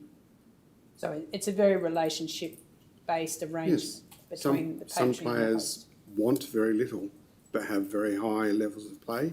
Other players have reasonably low levels of play and they have very high demands. And you say that part of the gratuity program or objective is to keep patrons happy, was I think the phrase you Yes. used. So is that, do you mean by that to keep the patrons coming back to game? Yes, ultimately. So any inducement, in fact, to keep coming back and perhaps even increase turnover? I wouldn't say it's an inducement. It's based on at a certain level of play. You're not looking to drive play. You're looking to maintain play. So I wouldn't say it's an inducement. But the second part of your question, sorry, could you repeat that part? To increase turnover. Yes, it would be. We would attempt to try and increase turnover if we can. Not in the instance we're referring to here. But I'll show you a SOP called Pearl Room Complimentary Offers, CRW 700 025 4181. Have you seen that document before?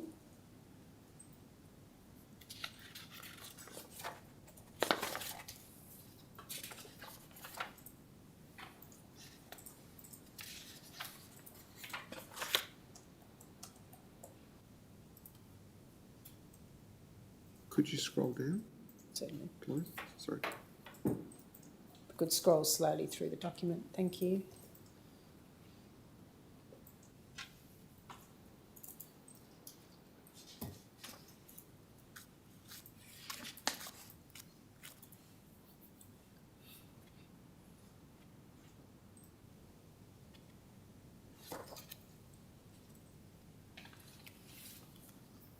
I wouldn't say, I can't recall seeing this document.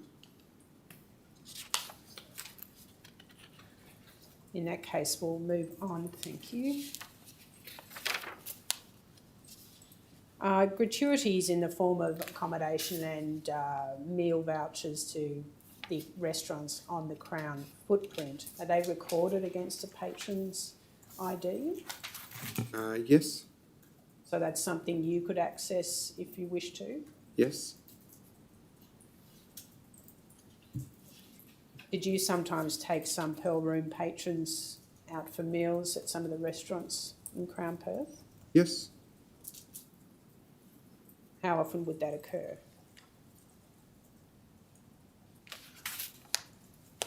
very infrequent, once a month, something like that possibly.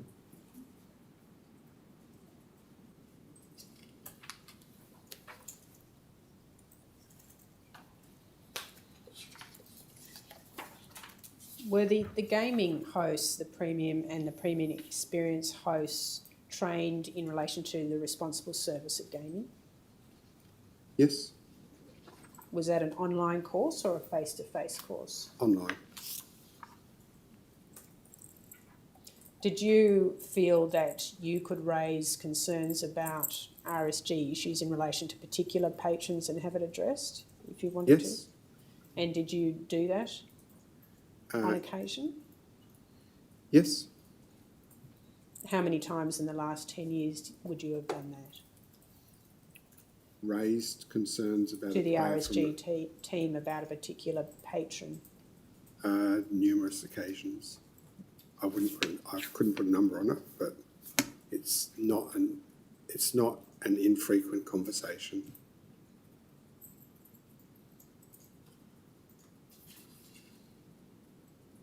We could have your statement, thank you, on the screen, CRW 998 002 0661, and looking at paragraph 57.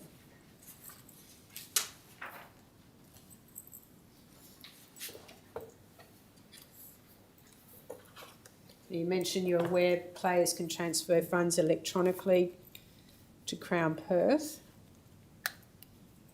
but you're not familiar with the application process, the applicable process. What's the extent of your knowledge about how players can transfer funds electronically? I don't have any knowledge around how it physically happens with a cage. That's a cage related question, I would imagine. Oh, have you ever had a patron ask you if they could do that? No, I haven't had anyone ask myself personally.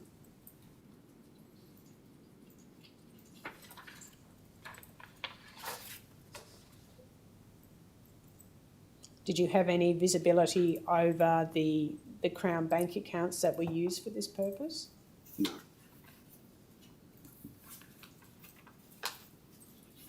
Did you have any visibility over how patrons' funds, if they were transferred telegraphically into the Crown account, how they then arrived, how they were associated with that patron so they could gamble with those funds?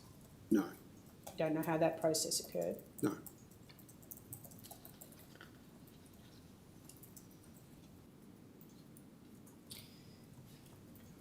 We could go to paragraph 58.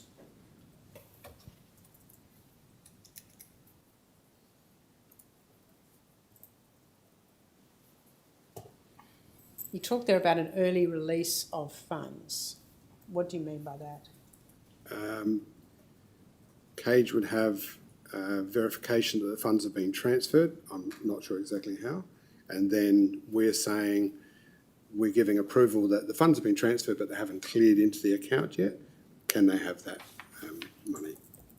So you're giving approval for the Cage to release funds to a patron that the patron says have been put into the Crown bank account, but they haven't yet been cleared in that bank account. Is that your evidence? They would have verification that the funds have been transferred. I give a recommendation. I don't give approval. And on what basis do you give a recommendation if you don't have any oversight of the bank account itself? Past history of the player. And that's the only basis on which you'd make that recommendation? Yes, we know the player. Yes, we know the player and we're comfortable that this will be fine. So would you access a player's history before you made that recommendation? In the instances, it's quite a rare instance, and typically with these, I would have an understanding of the player pre-existing. And why would that be? Because, well, it's just, there's no particular reason why it would be. It's just that's how it has been. Players that, as far as I can recall, players that have requested early release of funds are known to us. If I had, well, typically when that happens, I would ring one of the managers and say, talk to me, just tell me about the player. If I didn't know them particularly well or didn't know enough, I would ring the managers and go, just tell me some background. So these are managers in the Pearl Room, Yes. and on the basis of that information that you get orally over the phone, you'd make a recommendation to Mr. Bossy. Yes. And I would give a recommendation to the cage, I and the see. cage in turn would then contact Mr. Bossy. And did this sometimes occur via email, or did it always occur on the phone? I believe typically it comes through the phone, and then it's backed up with an email confirmation later. And when you would make the recommendation, but Mr. Bossy would approve it, did you tend to enter into a conversation with Mr. Bossy before he'd give that approval, or was he usually approving it on the basis of your recommendation? I can't recall. I believe on occasion Mr. Bossy would talk to me about someone on the phone, or I would ring him and say, you're about to get this, and here is the background on the player. And I guess other times, if it had been done a number of times, if the players who have this facility tend to do this a number of times, if that was the case, I would give a verbal approval to the cage, follow-up email, cage would contact Mr. Bossy, and we wouldn't need to have a dialogue. See. Commissioners, I'm going to ask the witness about a series of transactions in relation to a patron by the name of Mr. Alan Tan. I'd ask that the non-publication order be lifted in relation to Mr. Tan. I understand that Mr. Tan's name has also been made public, so the non-publication order in relation to Mr. Alan Tan is lifted. Thank you. If I could have CRW 700 072 0844 at page 23.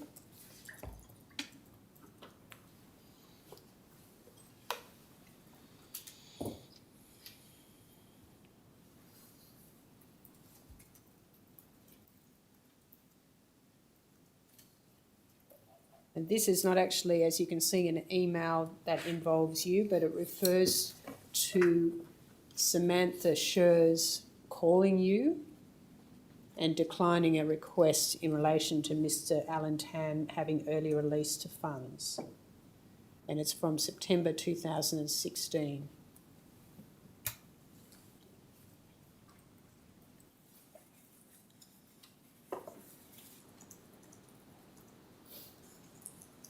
Have you read what's on the screen, Mr. Smith? Yes. Do you recall the patron, Mr. Alan Tan? Vaguely, yes. Do you recall whether Samantha Schurz was Mr. Tan's host? No, I believe no, she wouldn't have been Mr. Tan's host. Oh, correction, she may have been. I don't recall. I don't believe so. Thank you. We'll come back to Mr. Tan in just 1 minute, but I just want to take you back to your statement, CRW 99800200661, at page 5, paragraphs 50 and 51.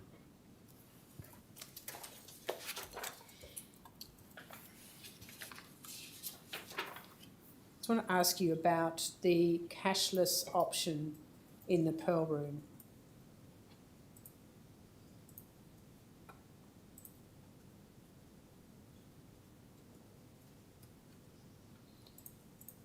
Now, this is a separate option to the cheque cashing facility you discuss later in your statement, isn't it? Yes. And how long has this process been in place at Crown Perth? I can't recall how long cashless has been in place, but it's a number of years. Do you recall why it was introduced?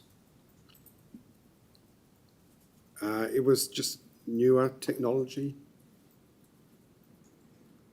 Who decides which Pearl Room players are given this particular option to play? The members have to ask for it. And who approves a particular player obtaining the option? I don't believe there's an approval process. If they wish to have cashless, I believe they could have it. So how does the process practically work to allow a player in the Pearl Room to play on the electronic gaming machines using this option? I'm definitely not. This is a cage. This happens at the cage, but my understanding is they would place funds into that account, and then they load up the card with cash. Which card do they load up? It's actually their loyalty card. So their loyalty card can be have cash placed onto it, and then they can use that instead of feeding the notes. So instead of putting actual cash into the machine, Yes, they can use their card. and the machine has a note acceptor limit, doesn't it? Yes. Of $100. Yes. So this option would override that. No, I believe you can still only transfer down a set amount onto the machine at a time. Possibly, I'm not that familiar with the process. Is there a limit of how much can be loaded onto the player's loyalty card? Yes, What's that limit? I believe at a gold level, it may have been $40,000, and possibly at a platinum level, $100,000. And how long have those limits been in place? I couldn't say. Is it an option that only is available to players in the Pearl Room? Yes, So in effect, it avoids the player having to feed cash into the machine to play yes. it. Does it allow the player to play faster? No.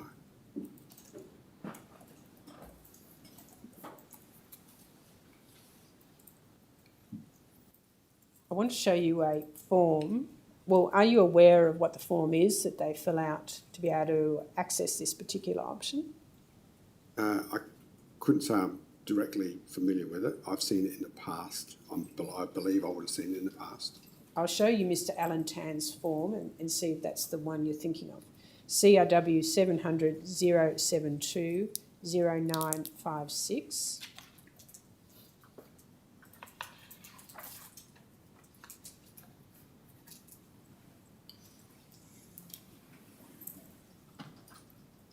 So this isn't cashless we're talking about, though.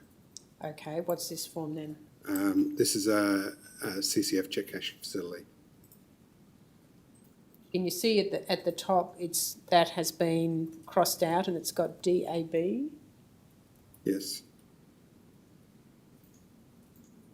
If it was for a check cashing facility, would it have somewhere on that form the facility limit that was required? I'm not familiar with this form, I'm sorry.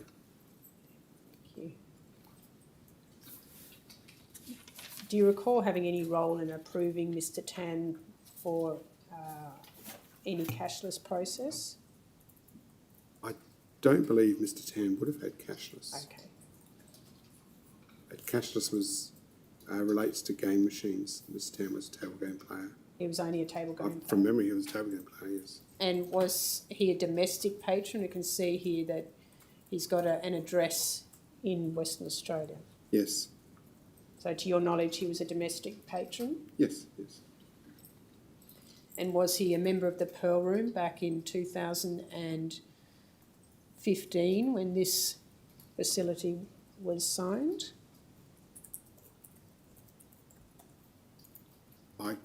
I can't see a reference to the Pearl Room as such, but I'm aware that Mr. Tan was a Pearl Room member. Do you recall when he became a Pearl Room member? I don't, sorry.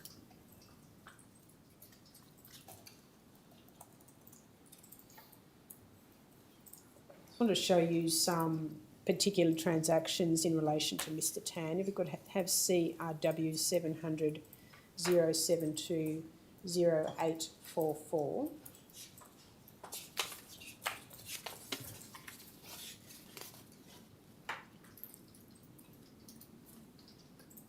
And starting at page 18.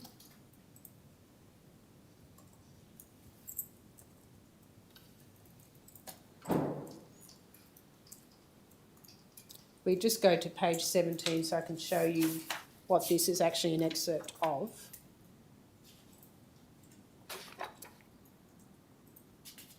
So this is a printout of the Riverbank Investments Proprietary Limited bank account. Can you see that? Yes. And then go back to page 18.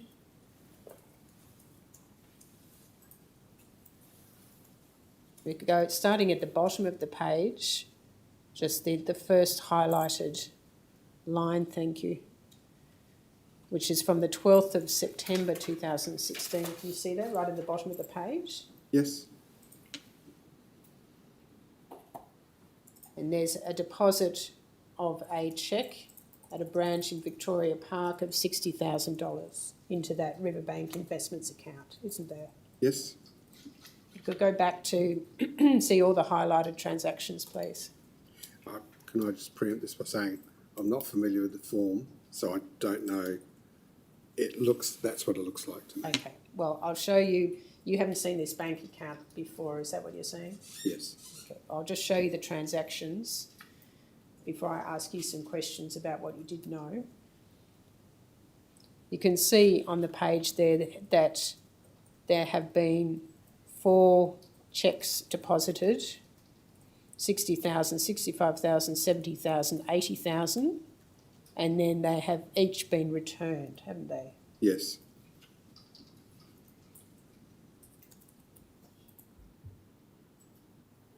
And then if we go to page 14,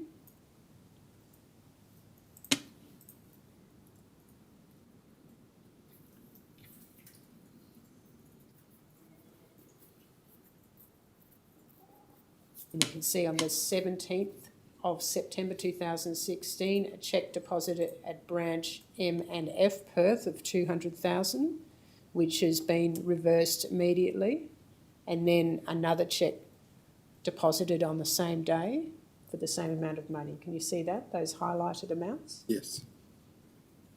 There's nothing to indicate on the bank statement who those funds are for, is there? I don't know how this works, I'm sorry, so I'm probably not qualified to say what anything represents here.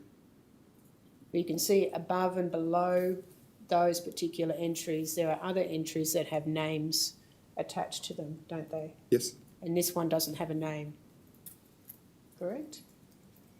Yes, there's no name. And then page 13,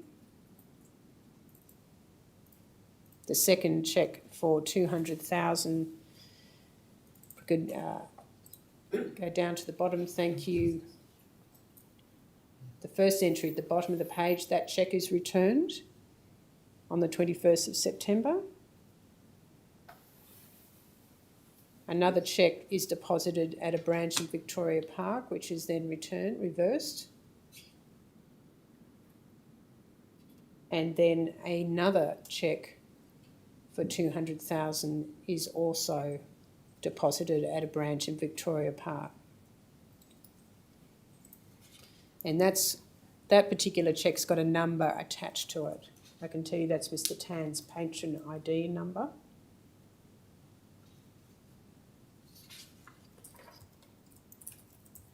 And if we could scroll up to the 23rd of September.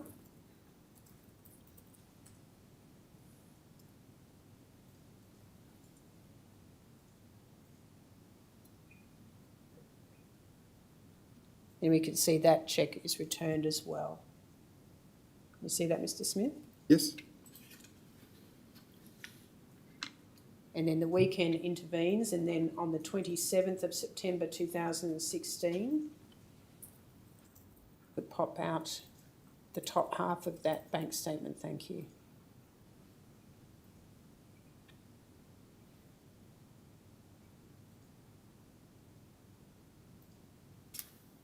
There's a cheque with ID 0435349 of 195,000 deposited at 150 St George's on the 27th of September. At the bottom of that pop out, can you see that, Mr Smith?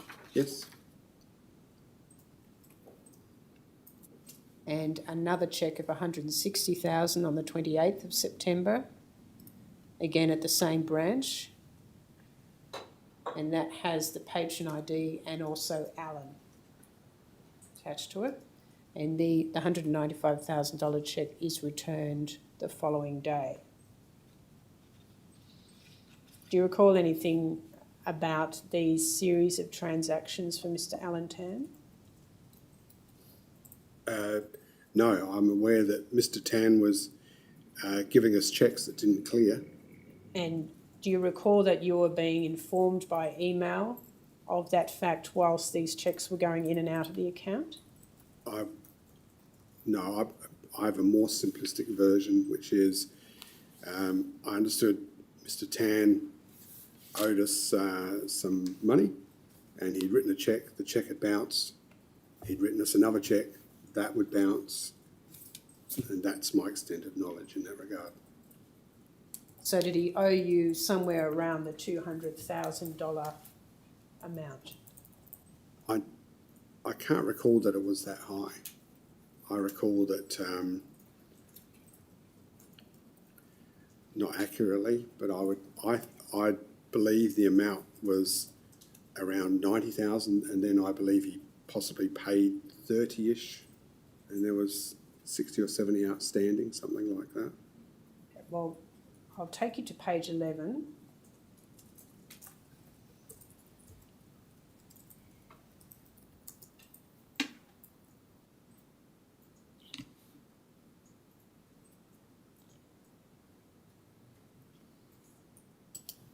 It's starting at the bottom on the 16th of September at 3:55 p.m. You can see you and Mr Preston are informed that a personal cheque has been dishonoured for Mr Alan Turner. Yes. And then we can scroll up.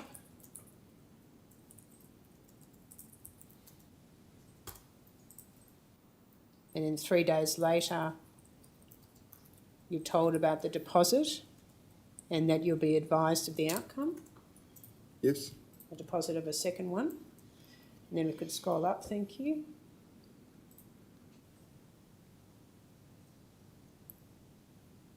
The second cheque has bounced.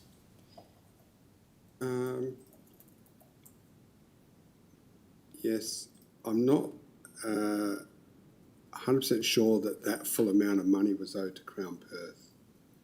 I believe some money was outstanding to Crown Melbourne.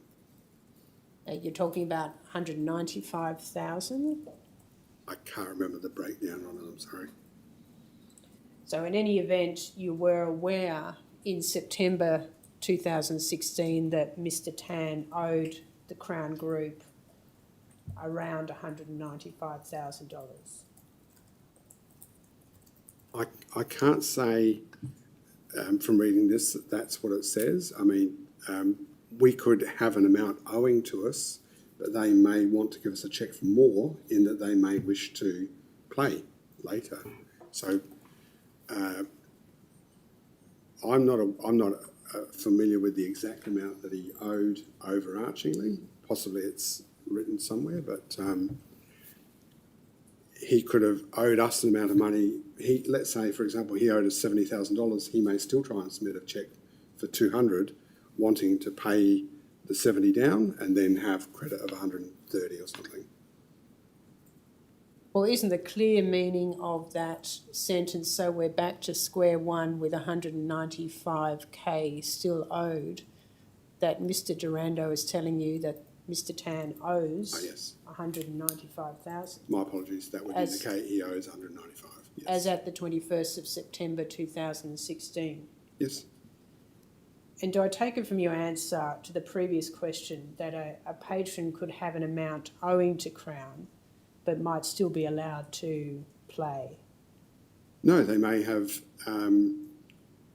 if, let's say, something happened in the transaction world where something gone astray, they're paying that down and then they're going to put credit back into their account. I'm not 100% sure on how that area works of the business. Well, if a patron owes money to Crown and they're still allowed to play on the gaming floor, whether in the Pearl Room or the main gaming floor, then effectively they're playing on credit, aren't they? No, I wouldn't say that, no. If they've issued us a cheque, for example, they may issue a cheque and they've played and they've spent their money and they want to play more, they would issue another cheque. Well, in relation to Mr Tan, at 12:03 p.m. on the 21st of September, you have been told that he still owes that amount of money and there's no cheque waiting to be cleared, correct? Yes, that's what it appears to be. If we go to page 10 at the bottom, thank you.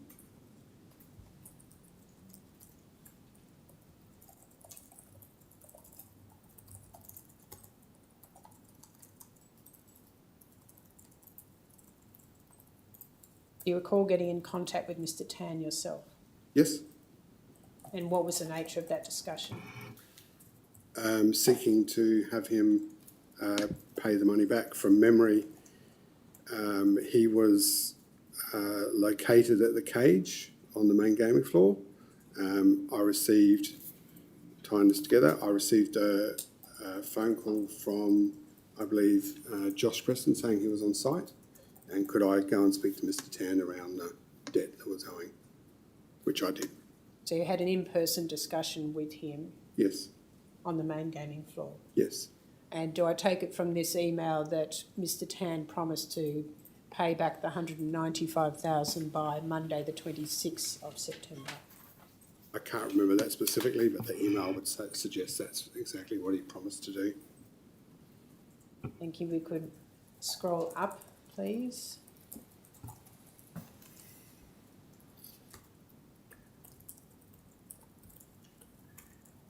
And you're told the following day that another of the cheques has been dishonoured. Yes, yes. So that's the Thursday, the 22nd of September. And we could go up to the next email, please.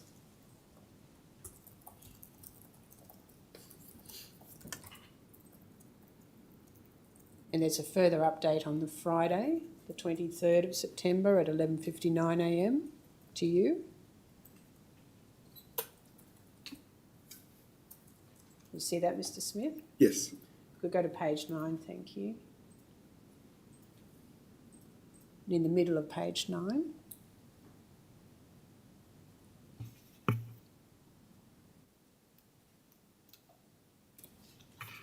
Mr Preston seems to respond by asking Mr Murray to commence a litigation process by issuing a formal letter of demand to Mr Tan for the money owed. Is that what you understand to be the situation? So that's at midday on Friday the 23rd of September. The email at the top of the page, did you then have another in-person discussion with Mr Tan? Yes, it would appear so, yes. I can't remember that specific conversation. I remember the conversation with Mr Tan on the main gaming floor. Which was that, as you say here, the funds owing will be finalised on Monday. Yes.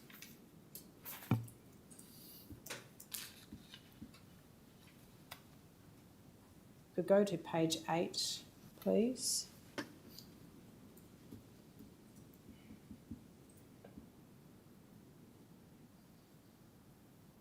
This is 6 p.m. on the 23rd of September, the bottom half of the screen, thank you. Mr Gerando, who's sending these emails, he works in the cage at that time, didn't he? I can't recall that name, but You see that the first sentence of the main paragraph, Mr. Tan was granted playing rights today on the MGF or the main gaming floor. yes. Why would he have been given playing rights if he owed Crown $195,000?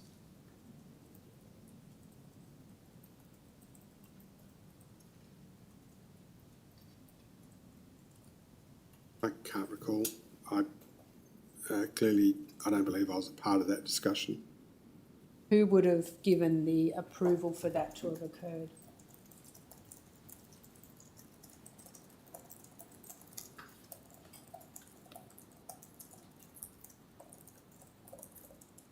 Well, this would indicate Lonnie and Josh have discussed and agreed to allow Alan to play over the weekend.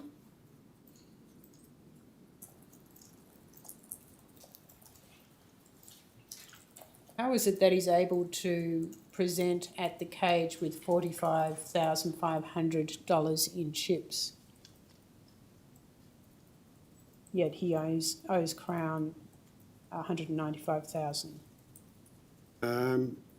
My timeline's not great on all of this, but what I can remember is when I had the conversation with Mr. Tan, when I was asked to go and have the conversation with Mr. Tan, where I did talk to him on the main game floor, that was at the cage, and I believe the money that he had presented, they retained.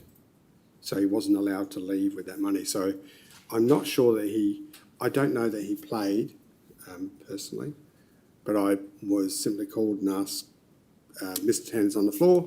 When I got down there, the cage were intending on keeping the funds that were there, and my role was to ask Mr. Tan to resolve the remaining money that was owed. From looking at that paragraph, it appears that the cage retained $35,000 but gave Mr. Tan cash of $11,500. Yes, that's what it would say. But he then came back to the cage undetected and got another $10,000 cash. Yes. Sorry, what does cashed out mean there? And Does cash out there mean that he was handed cash by the cage?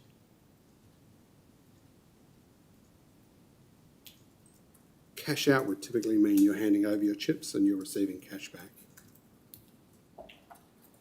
So in reading that paragraph, you would understand that he was given actual cash of $11,500 and then another $10,000.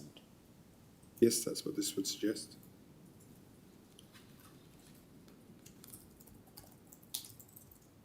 But you don't recall being consulted as to whether Mr. Tan was allowed to play. You say that was a decision you think of Mr. Bossy and Mr. Preston. Yeah, yes, I don't recall being involved in a conversation around allowing play. Would you agree that this whole email chain suggests that Crown was concerned about getting its money back from Mr. Tan? Yes, we're always concerned about getting money back from anyone if it's outstanding. So in your view, was the granting of Mr. Tan playing rights over that weekend an attempt by Mr. Bossy and Mr. Preston to get Mr. Tan to gamble back his losses? I'm not qualified to say what their motive was in that decision.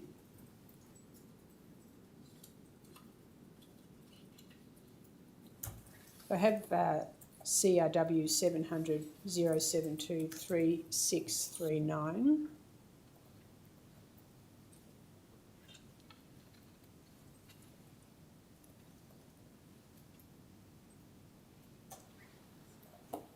So this is in the next week.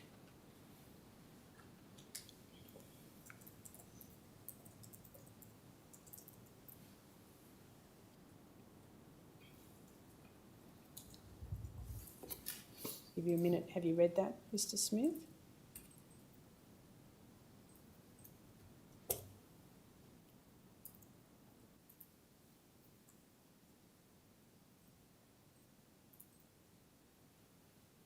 You see at the top of the first page on the 30th of September 2006 at 19:15 or 7:15 p.m, you write to Claude saying you're happy for legal proceedings to commence against Mr Tan.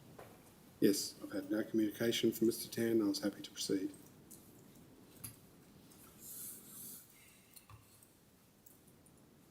Would you agree that his behaviour over the previous 10 days where he's presented 5 cheques that have bounced and also withdrawn 2 transfers that didn't go through, that raises concerns about the source of his funds? I didn't believe he had funds. Again, I'll go back to I had a simplistic version, which was that he had owed us funds from cheques that had not cleared, and there was a repetition of him presenting cheques that simply bounced. Did it raise concerns from an RSG perspective for you, for Mr Tan? Yes, certainly. Did you do anything about that? No, this is now in the legal world. It's gone past an RG level, I would expect. I would imagine, though, that RG reports through to Mr Preston, so... But prior to the decision being made on that Friday before this by Mr Preston instructing Mr Murray to commence legal proceedings, had you been concerned enough about RSG to report it to the RSG team? No, I don't believe I would have reported it to RG, given the level that it was at. What do you mean, given the level it was at? You've got senior executives of the property involved. The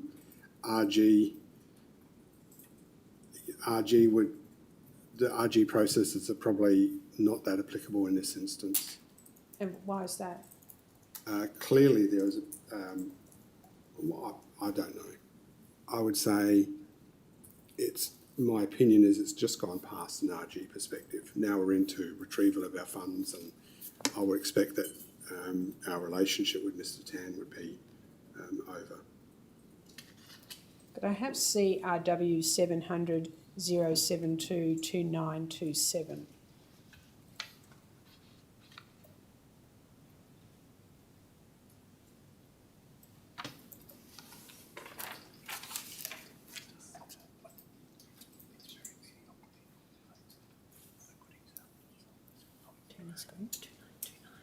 Oh, sorry, 2929.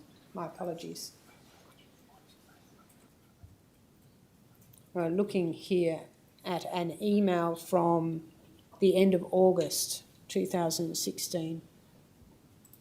I'll just give you a minute to read that.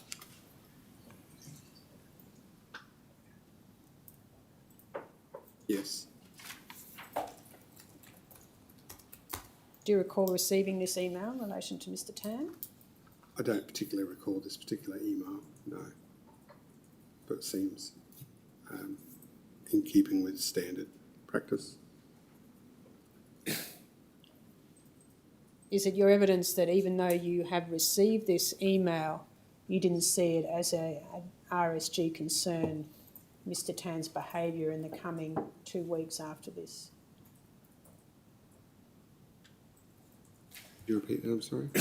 You received this email prior to Mr Tan presenting 5 cheques which bounced. Yes. Is it your evidence that even though you received this email, you didn't see Mr Tan as an RSG concern? No, he would have been an RSG concern here. My commentary is that once it escalated, it's no longer... It would still be of interest to RG, but I expect it's gone beyond an RG thing. It's now a legal matter. But at the time that Mr Tan was presenting the cheques, it hadn't yet progressed to a legal matter, had it? No.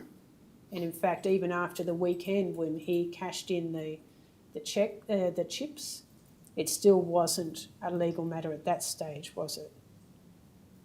I'm not sure of that, I'm sorry. Well, I showed you an email from the following week in which it was at that stage where you decided with Mr Preston and Mr Murray to proceed with the legal proceedings.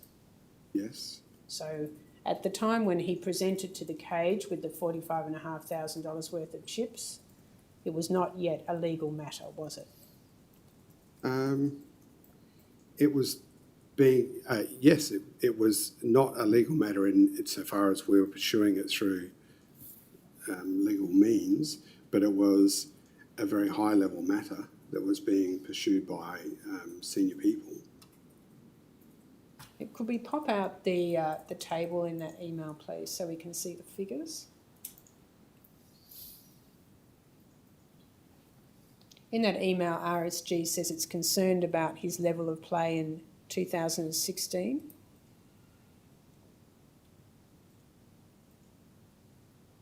And what does that patron activity inquiry summary tell you about his level of play in 2016 as opposed to 2015?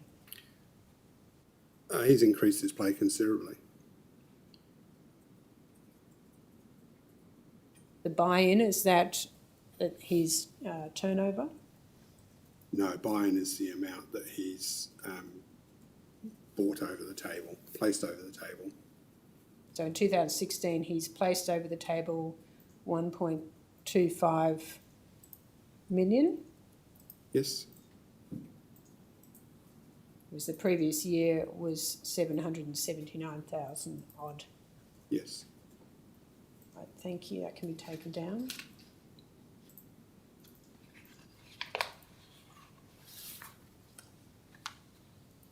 I'll take you to CRW 700 072 1252.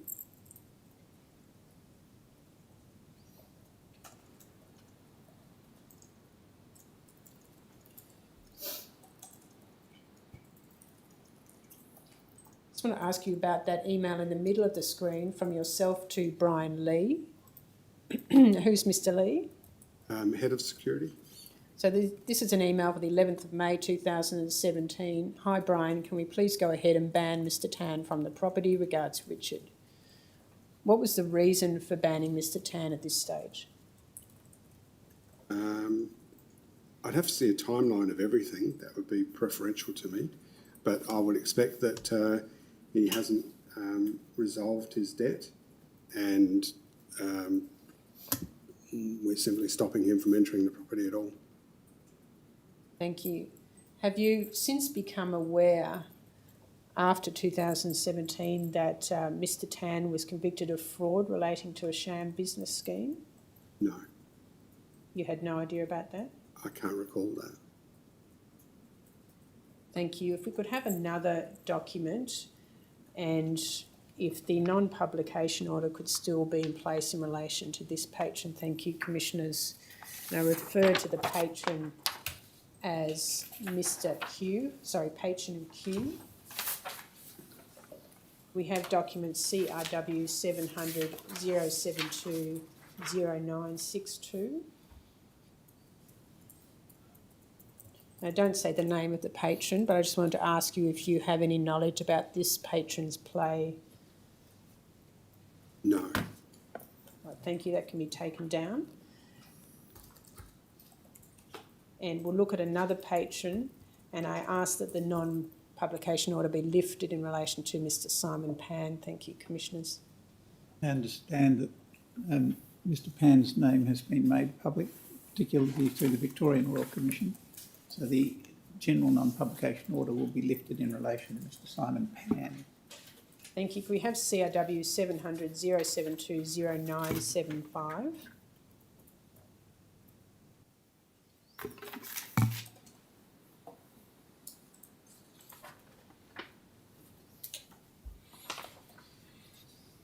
Did you know Mr Simon Pan? No, I can't recall that. He was a member of the Pearl Room. Yes, I just don't recall the name, I'm sorry.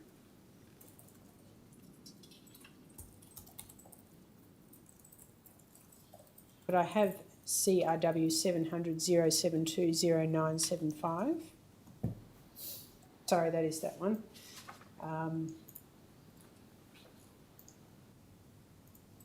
Perhaps we'll move on. We could go back to your statement, thank you. CRW 998 002 0661, paragraph 54. Just want to ask you about the cheque cashing facility, which you say it's a facility administered by the cage, but it's not set up or approved for use by the cage, though, is it? What's that mean? I'm sorry. Well, it's administered by the cage, but who approves it, the facility in the first place? It goes through a review process with, I expect, the someone from the finance team, and then I would have a look at that as well, and then I'll give my recommendation or approval on that. And on what basis do you recommend someone is approved for that facility? Previous knowledge of the player, history of the player, and based on the searches that are undertaken by the finance team or the team that can pull this together. Do you do any due diligence on the player yourself or your team?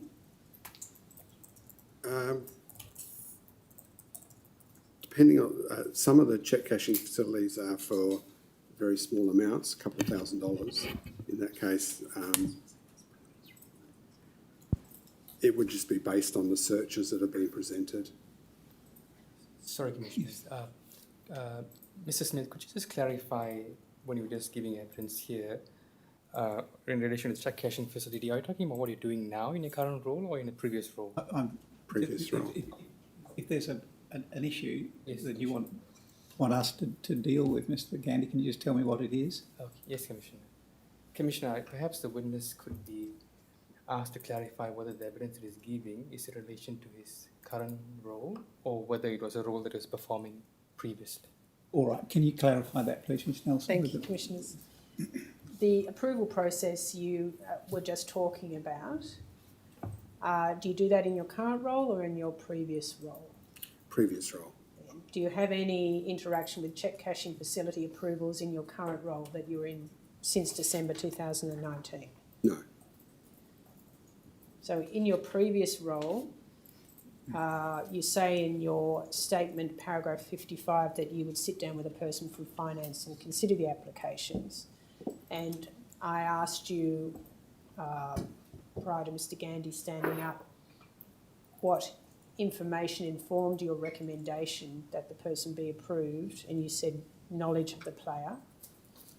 What due diligence did you or your team do in your previous role to inquire into the player and their bona fides? The report that was presented for review included any directorships they owned, properties, businesses. It was just an overview of the player, where we would look at that and then go, we would then look at their past history of play with us and make an assessment. And who prepared that report that you just referred to? At that time, I'm not sure who actually prepares it. I know who presents it to me. It was typically a lady called Heather from memory, and no, not Heather. I can't recall the name. I'm sorry. Thank you. If we go to paragraph 56 of your statement, and you discuss in that paragraph how on occasions there are increases to those pre-approved cheque cashing facility limits, and that occurred, you say, whilst the player was at the casino. Yes. And you also say it was rare and mainly in relation to one player. Yes. Is that a table game player? Table game player. Were there any constraints that Crown imposed in relation to approving increases on those pre-approved cheque cashing facility limits? Any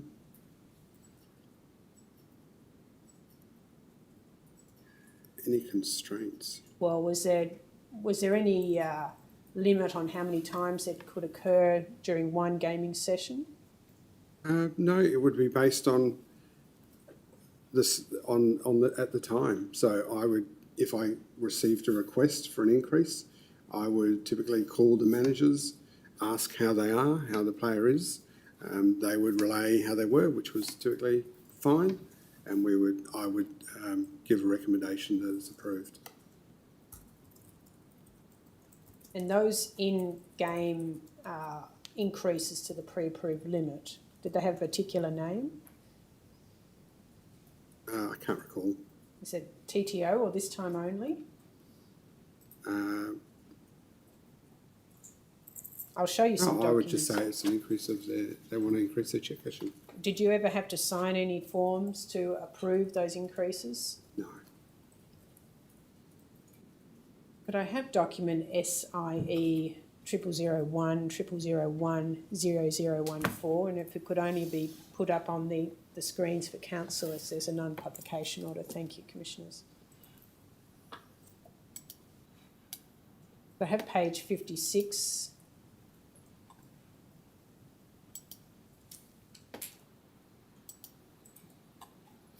Is this a printout from Psycho?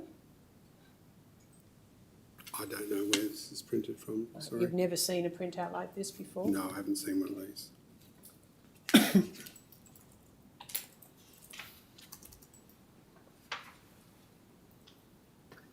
We'll go to page 58.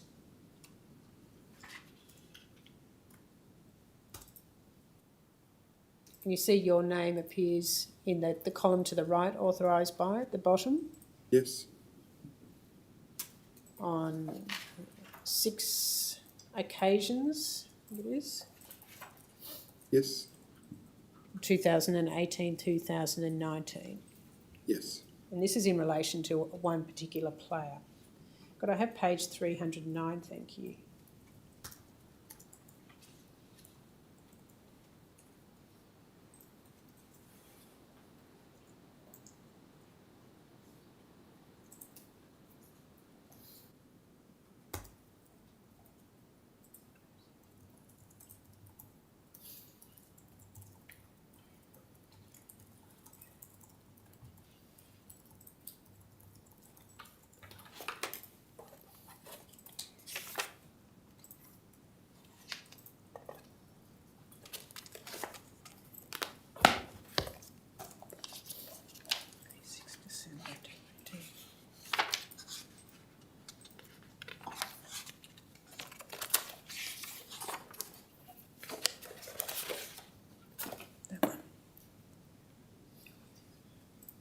So it's 0165.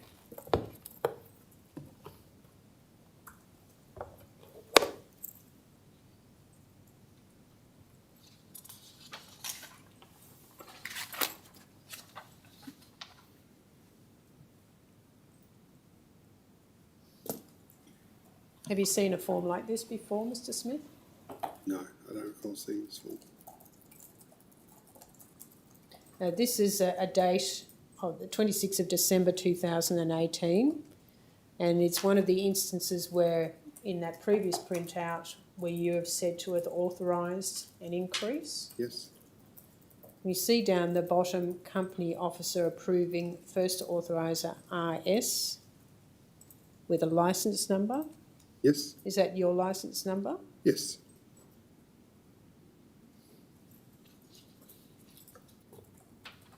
And we could see the top of the page, thank you. Do you agree?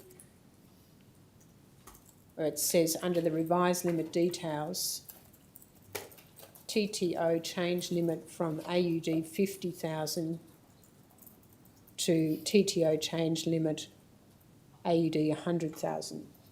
Yes. So on this occasion, you've doubled the cheque cashing facility from 50,000 up to 100,000. Yes.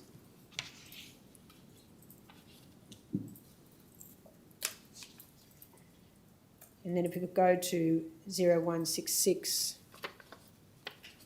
Thank you. So on 4 days later, on the 30th of December 2018, you can see you approve again another increase of the same amount.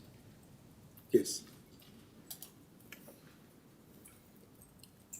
And do you understand from this facility that the player has already spent $50,000 on the tables and then they're being given another amount of money on top of that? Yes. Then the next page, thank you. 2nd of January 2019.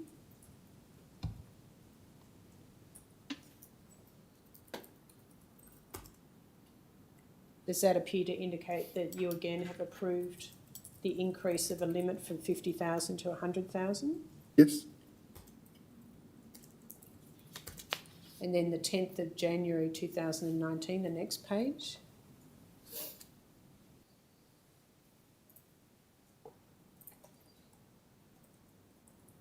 That's you again? Yes. Do you know who the second authoriser is? Yes. Who's that? Neil McCachran. If we could go back to the previous page, 0167. The second authoriser on that page, SS. Do you know who that is? That would be Samantha Showers, I expect. You can see it says 358407. Is that how you read that? It's the second authoriser. That's how I would read it. But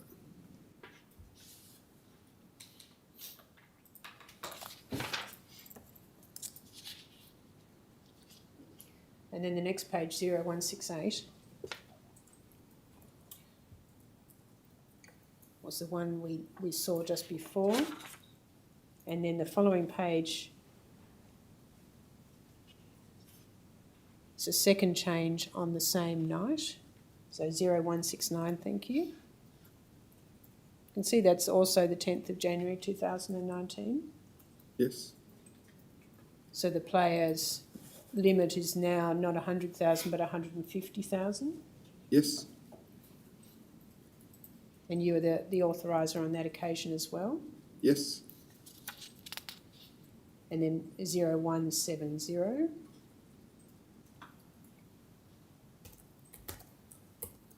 The 10th of June 2019, are you the second authoriser on that occasion? Yes.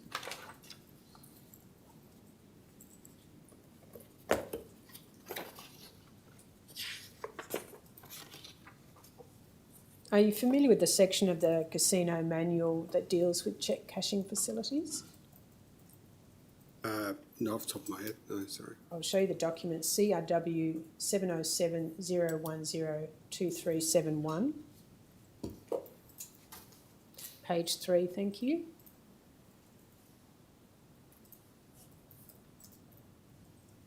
You can see this is the section of the manual dealing with cheque cashing and funds advance facilities in place from the 23rd of February 2018.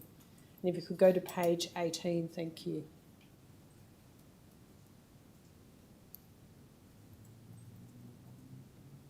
Have you seen an approval matrix of this type before? In the past, yes. And is that something that was relevant to who was the first authoriser and the second authoriser for this time only cheque cashing facility increases? I haven't seen that first form before, but my operating understanding is that a CCF authorisation such as that always goes to a level 1 officer, which is the COO. So we make, in my world, an approval, like we make an approval as in a recommendation, but it's not actually the approval. It may be recorded as that there, but it's not actually the approval. I see. So your evidence is those forms that I showed you where you were the first authoriser and on one occasion the second authoriser.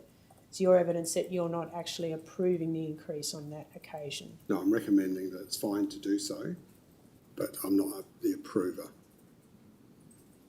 Unless, where is the amount?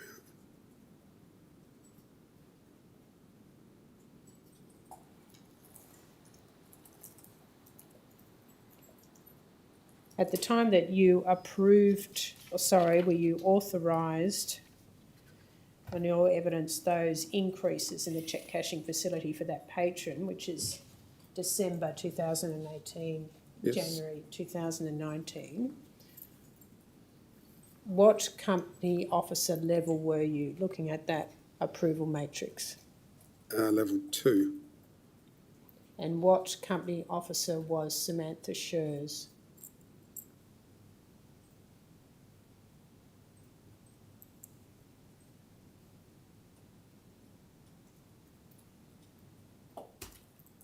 Four.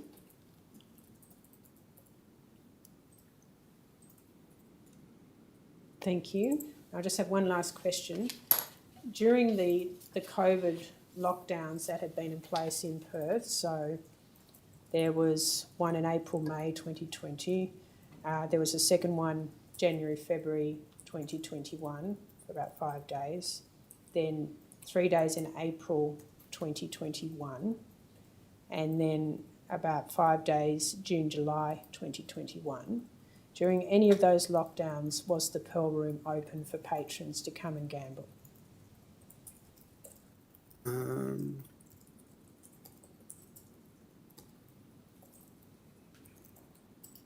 I can't recall exactly, but it's possible that we... No, I can't recall exactly, I'm sorry. But it's possible. It's possible. Would you be able to find out that information? Yes, certainly. Thank you. No further questions. Thank you, Commissioners. Thank you. Are there any applications? Could I ask a couple of questions in clarification of Mr Smith's statement? Certainly, Mr Evans. Thank you.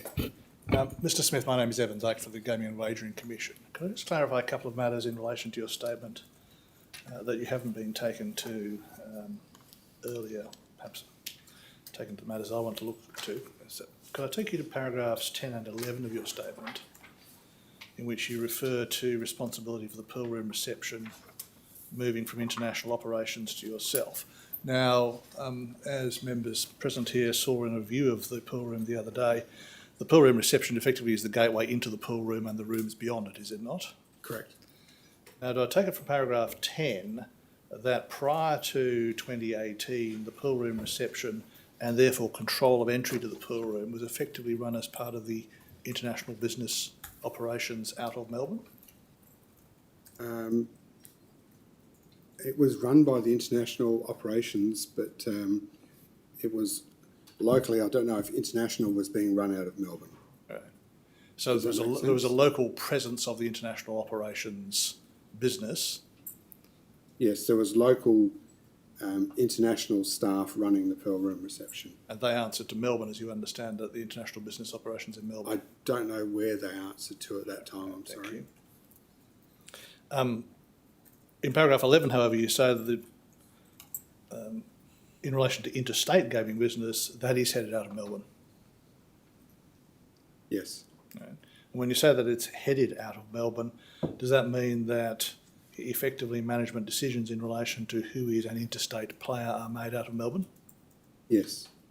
And the function that you described in relation to your role here is effectively to service customers selected, identified and promoted by Melbourne?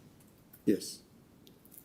And you have no decision-making function in relation to the selection, promotion, entertainment of those customers? No.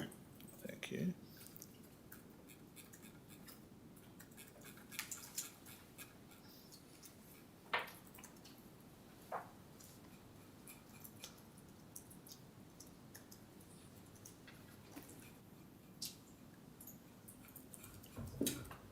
Then take you down to paragraph 69, which describes the current maximum time periods in which customers are allowed to play on the floor of the casino at the moment.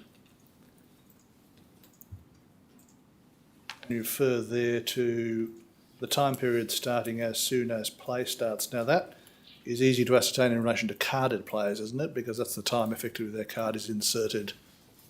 Yes. Right. How does that work in relation to uncarded players? I don't know how they... I couldn't answer that. And your understanding is these are the time limits which are still currently in play, notwithstanding, currently in force, notwithstanding that there is a proposal to change them. That is currently, Yes. a player can play for 18 hours before intervention to remove them from the floor. Yes. I'm not. They may enact that any day, or they may have already enacted it in the last very short period of time. But I know we're moving from 18 to 12. All right. And when you refer there to the RG team removing the player, is that a physical removal or is that a suspension of the benefit of their rewards program?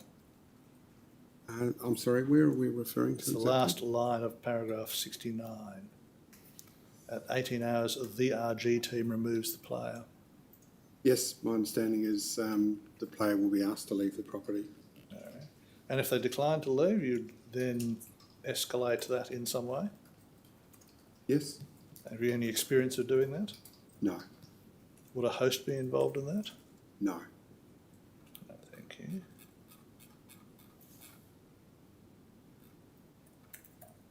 In paragraph 85, you refer to the pre-established level of turnover for the last 12 months, which qualifies a player for membership of the pool room. Yes? And you refer to that level being approved by the regulator. Yes? Was that information provided to you by some other person, or is that to your own knowledge? I'm not sure on that question. I'm so sorry. Well, you've said definitively the level of membership is approved by the regulator. Yes. Where did you get that knowledge from? That's been pre-existing since I started at Crown Perth. It's just something that you knew was approved. I have seen there is a one-page document that outlines the turnover requirements from the regulator. That is the audit form in relation to the pool room, isn't it? No, it's the basic 12. I think there's 12 Criteria. rules, 12 criteria, and that's one of them. All right, thank you.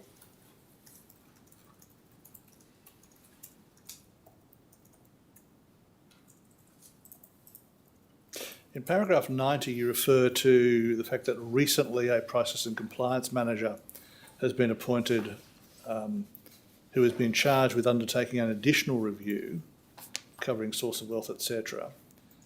In the last sentence, you say, I am aware that if we had concerns around source of wealth, they were excluded from the property. Now, that is couched in the past tense. Is it in fact the case that until this review process was put in place, there was no general process for testing concerns about wealth and exclusion? Correct. That's a recent. So this is a recent innovation. Yes. Okay.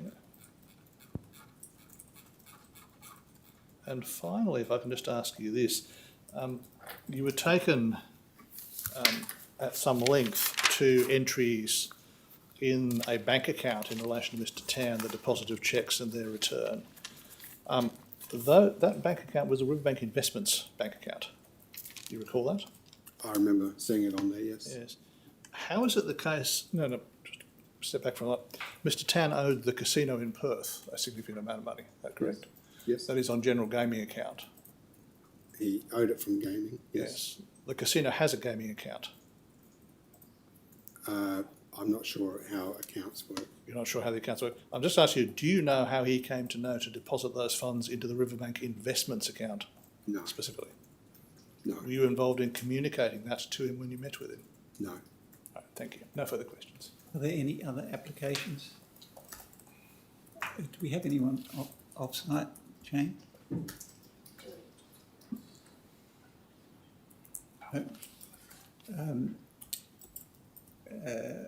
Do you have any? No, I don't. Any questions? No questions. Is there anything arising? Nothing arising, thank you, Mr. Commissioner. Gandy, do you wish to re-examine? Maybe, please, Commissioners, I've just got a few questions and I'll just take the witness through. Mr. Smith, could we turn to page 72 of the statement, that is CRW 99800200668. Earlier on, you asked some questions about why you had not indicated your involvement with the Responsible Gaming Management Committee Have you addressed that specific issue in paragraph 72 of your statement? Could you repeat that? I'm sorry. You were asked questions earlier on as to why you have not explained in your statement that you were in fact involved or participated in the meetings of the Responsible Gaming Management Committee, and you have in paragraph 72 of your statement actually explained that you have in fact participated in those meetings. Is that right? I'm just not exactly sure what the question is. I'm so sorry. I'll try and rephrase you. I think the paragraph 72 may speak for Speaks for itself. itself. Grateful, Commissioner. Certainly for my part, I get the message. Grateful, Commissioner. If I could just move on to the next issue. You asked some questions about hosts filing UARs, and you asked some questions as to whether or not those UARs are filed by the host in the Pearl Room. And you were asked questions about why those reports were not filed, as far as you're aware. Is it normal or is it unusual for large amounts of cash being brought into the Pearl Room for players to play? Yes, it's our daily life. So would you, given that it's a normal occurrence, you wouldn't consider that to be unusual, would you? No. So would you file a UAR if somebody brings in a large amount of money to the Pearl Room? In the ordinary course? No. Thank you. We're used to seeing large volumes of money. Thank you, Mr. Smith. Commissioner, the last issue is really on a series of statements that Ms. Smith was taken to in relation to Mr. Petkov, CRW 700.045.6296. If you could have that on the screen.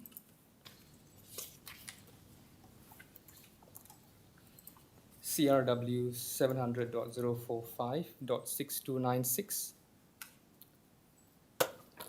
You were taken through Mr. Petkov's playing history here, or turnover history. Could you please explain what turnover means? Does it mean that he has brought in 747,000 to the Pearl Room that night? No. It means he's just turned over a lot. His actual win, the amount in this group of players here, well, granted I can't see the other players, his actual loss is middle of the road in that particular instance. He's the number 3 of 5 players in regards to their loss for that particular document. So he hasn't brought in and lost 747,000 that night? No, he's lost 17,000. Thank you, Mr. Smith. Commissioners, I have no other questions. Thank you, Mr. Gandhi. Mr. Smith, thank you for your evidence. The summons will remain in place because one of the other commissioners will have to have a look at the record, and there may be other questions for you. So the summons will remain in place, but for the time being, you're free to go and resume your normal life. And thank you very much for your evidence. Thank you. And we'll adjourn until 2 p.m. All rise.